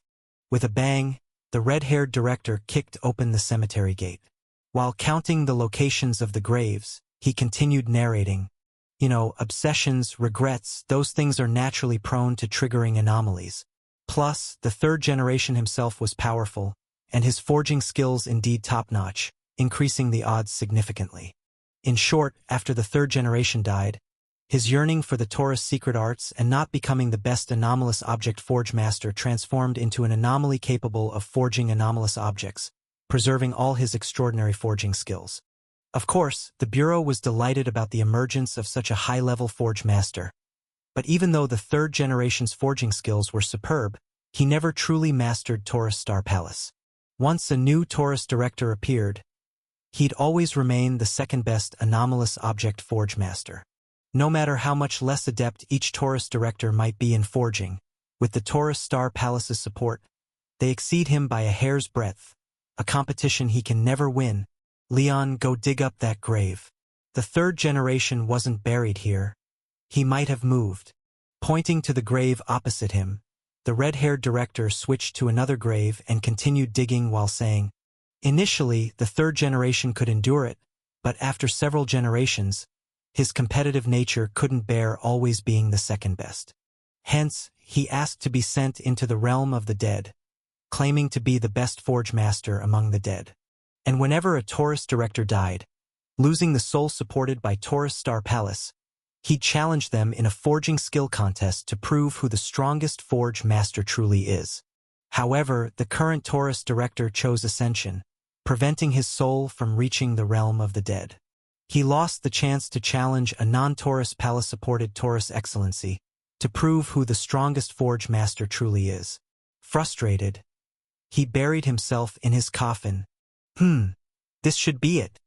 After digging 7 or 8 graves, they finally found the coffin. The red-haired director nodded in satisfaction and called Leon over to help dig the coffin out from underground, which was tightly capped with a large iron pot. Remember, whatever you do, don't talk to him. After reiterating, the red-haired director tossed aside the shovel and pointed to the coffin covered by the big pot, saying, the forge is right next to the cemetery. I'll help set up the pot. Once the third generation starts forging, you go and steal his coffin. What? Don't what? Just touch it and you'll understand. After pressing Leon's hand on the coffin, the red-haired director explained, although you can release Emma from the dream of verdant green, she's died over 300 times in there, with many parts of her body turning into emerald, even her soul infused with some of the dream of verdant green's power. While there are many anomalous objects that could help Emma, most of such caliber are stored at headquarters. Only the third generation's coffin remains outside, so we have to steal his coffin. Staring at the blackened pot and the dusty coffin before him, Leon hesitated and asked, Director, why do we have to steal his coffin? Can't we just directly borrow it? If he was willing to lend it, do you think I'd need to plan to steal it? Giving Leon an impatient look, the red-haired director urged, once someone else lays in that coffin, the maintained form of the dead would gradually interrupt, reverting him from the strongest forge master among the dead to the second strongest among the living. So he definitely wouldn't lend it. Oh well, just listen to me. I'll find a way to distract him. You're in charge of stealing his coffin. Then place Emma inside and seal it for a while. Once Emma's injuries are healed, discreetly return the coffin, and everything will be fine. Got it. Asterisk, was there a problem? How could it not be a problem? Asterisk. Although that wasn't the real third-generation director, it was merely the obsession left behind by the third-generation director after failing to become the strongest blacksmith. But it did look no different from being alive, and with the director leading him to dig graves, even stealing an old man's coffin lid, it truly felt awkward no matter how you looked at it. But compared to these moral blemishes, it was clearly more important to first heal Senior Emma's injuries. So they had no choice but to apologize to the little old director first. Feeling a slight guilt, Leon apologized in his heart to the third-generation director. He carried the coffin lid out of the cemetery and ran toward an abandoned lakeside cabin, where he had placed Senior Emma temporarily before the director had them dig graves. Keep an eye on the cemetery for me. Call me if there's any movement. After instructing the little crocodile lying by the door, Leon carried the third-generation director's coffin inside the house. He was just about to follow the director's instructions to help repair Senior Emma's damaged body, but suddenly noticed the cabin was empty. Originally, Senior Emma had been placed on an old wooden bed, but now there was no trace of her. Where was she? Wasn't that crocodile supposed to be watching the door? How did she disappear? Shocked by Senior Emma's sudden disappearance, Leon hurriedly dropped the third-generation director's coffin lid and quickly ran outside. He hoped to ask the crocodile god guarding the door what was happening, but near the lakeside not far from the cabin, he saw a familiar silhouette. Leon. Noticing the commotion on his side, the tall and beautiful woman sitting by the lake slightly turned, allowing her light chestnut hair to gently fall over her shoulder, revealing a slender, fair neck and a gentle, smiling face. Even though the background wasn't the blue sky and vast sea but the ink-black lake of the dead and the lifeless gray sky, Senior Emma's mature and graceful smile still unexpectedly calmed Leon's heart. "You're awake." After stating the undeniable fact, Leon put down the little crocodile that was struggling and wagging its tail in his hand and walked towards Senior Emma, who was sitting on a round stone by the lake. Senior Emma. Upon reaching the white round stone where Senior Emma was sitting, Leon spoke a bit anxiously, urging, "The director found an anomalous object that can repair your body's injuries. You just need to sit inside for a while to be healed. I just hauled it back. So please quickly, look at those birds over the lake." Interrupting Leon's words, Senior Emma, sitting by the lakeside, turned her head back to calmly watch the crows of death report circling above the black lake. Speaking with a serene expression, "Leon, do you know what they represent?" Are you seeing the crows of death report, being triggered to find me for a heart-to-heart chat? I don't mind listening to your heartfelt thoughts. I'd even be glad to be a quiet listener, but isn't now an inappropriate time for that? The director is still working hard on delaying the third-generation director. We plan to return the coffin lid once we're done. Isn't our sudden heart-to-heart chat here slightly inappropriate? It seems the director must have told you. Watching Leon, whose face was filled with words caught on their path to be spoken, Senior Emma smiled again, then softly spoke with a hint of loneliness. "These crows of death report are not mine but those from my clan who died 6 years ago. After that day, while inheriting their lives, I also inherited these crows of death report that belong to them. Although I haven't been to such a deep position before, I've actually quietly visited the realm of the dead many times and seen them many times. After coming repeatedly, I can even vaguely distinguish which crows of death report belong to whom. The one that keeps flying high and refuses to land seems to be desperately staying away from me. That should be my grandfather's crow of death report. Such birds inherit fragments of living consciousness and, just like my grandfather, refuse to turn their heads to glance at me till the very end. The one resting on the shore should belong to my mother's crow of death report. It often watches me in silence like this, but merely watching. The moment I walk over, it immediately flies away far off, refusing any contact. The only one willing to come close to me should be my sister's crow of death report. She would have been a few years younger than your sister, always a mischievous child who loved clinging to me. Although reason told Leon that now he should immediately interrupt Senior Emma's recount, urging her to quickly lie in the third-generation director's coffin to repair her body. Listening to Senior Emma recount the origins of each crow of death report and remembering the relatives they represented, the words that had rushed to the tip of his tongue felt as if something was blocking them. No matter what, he couldn't utter them, up until he heard the little crocodile's low gour from behind. There was no time to delay anymore. Looking back toward the cemetery, he saw the signal previously agreed upon by the red-haired director and him. Leon, to Emma's astonishment, sprang up, returned to the already half-collapsed lakeside cabin, and hauled out the third-generation director's coffin lid. "Senior Emma, I actually don't mind listening to you talk about this. But this thing is something the director and I borrowed from the third generation without telling him when we took it. Therefore, we can't use it for long, only for a short time. After using, we need to quickly return it quietly. So maybe you can lie down first. Once I close the lid, we can continue talking." "If you close the lid, I won't see anything, so what's there to talk about?" After casting Leon a slightly reproachful glance, knowing he felt awkward interrupting her, Emma shook her head gently and, with a soft acknowledgement, rose from the round stone by the lake and lay into the empty coffin. "Leon, can you not close it, please?" Gently placing her hand on the back of Leon's hand to stop him from covering her with the coffin lid, Emma somewhat absent-mindedly gazed at the hovering crows in the sky, softly negotiating with a gentle tone. While on the outer perimeter of the realm of the dead, these crows of death report fly particularly high, sometimes only appearing as small black dots in the sky. It's the first time they've come this close, and I'd like to watch them a bit longer. But if I don't close it, it might affect the repair's effectiveness. Besides, after returning it, we can come back again. It's all right as long as most issues are resolved. The last small portion, I can slowly nurse back to health by myself. All right then. Seeing the slight entreaty in Senior Emma's clear eyes, the words that Leon intended to persuade further softened, and he no longer insisted. He raised one side of the coffin, propping it at an angle allowing a view of the lake and crow group, and leaned it against his chest. "Thank you."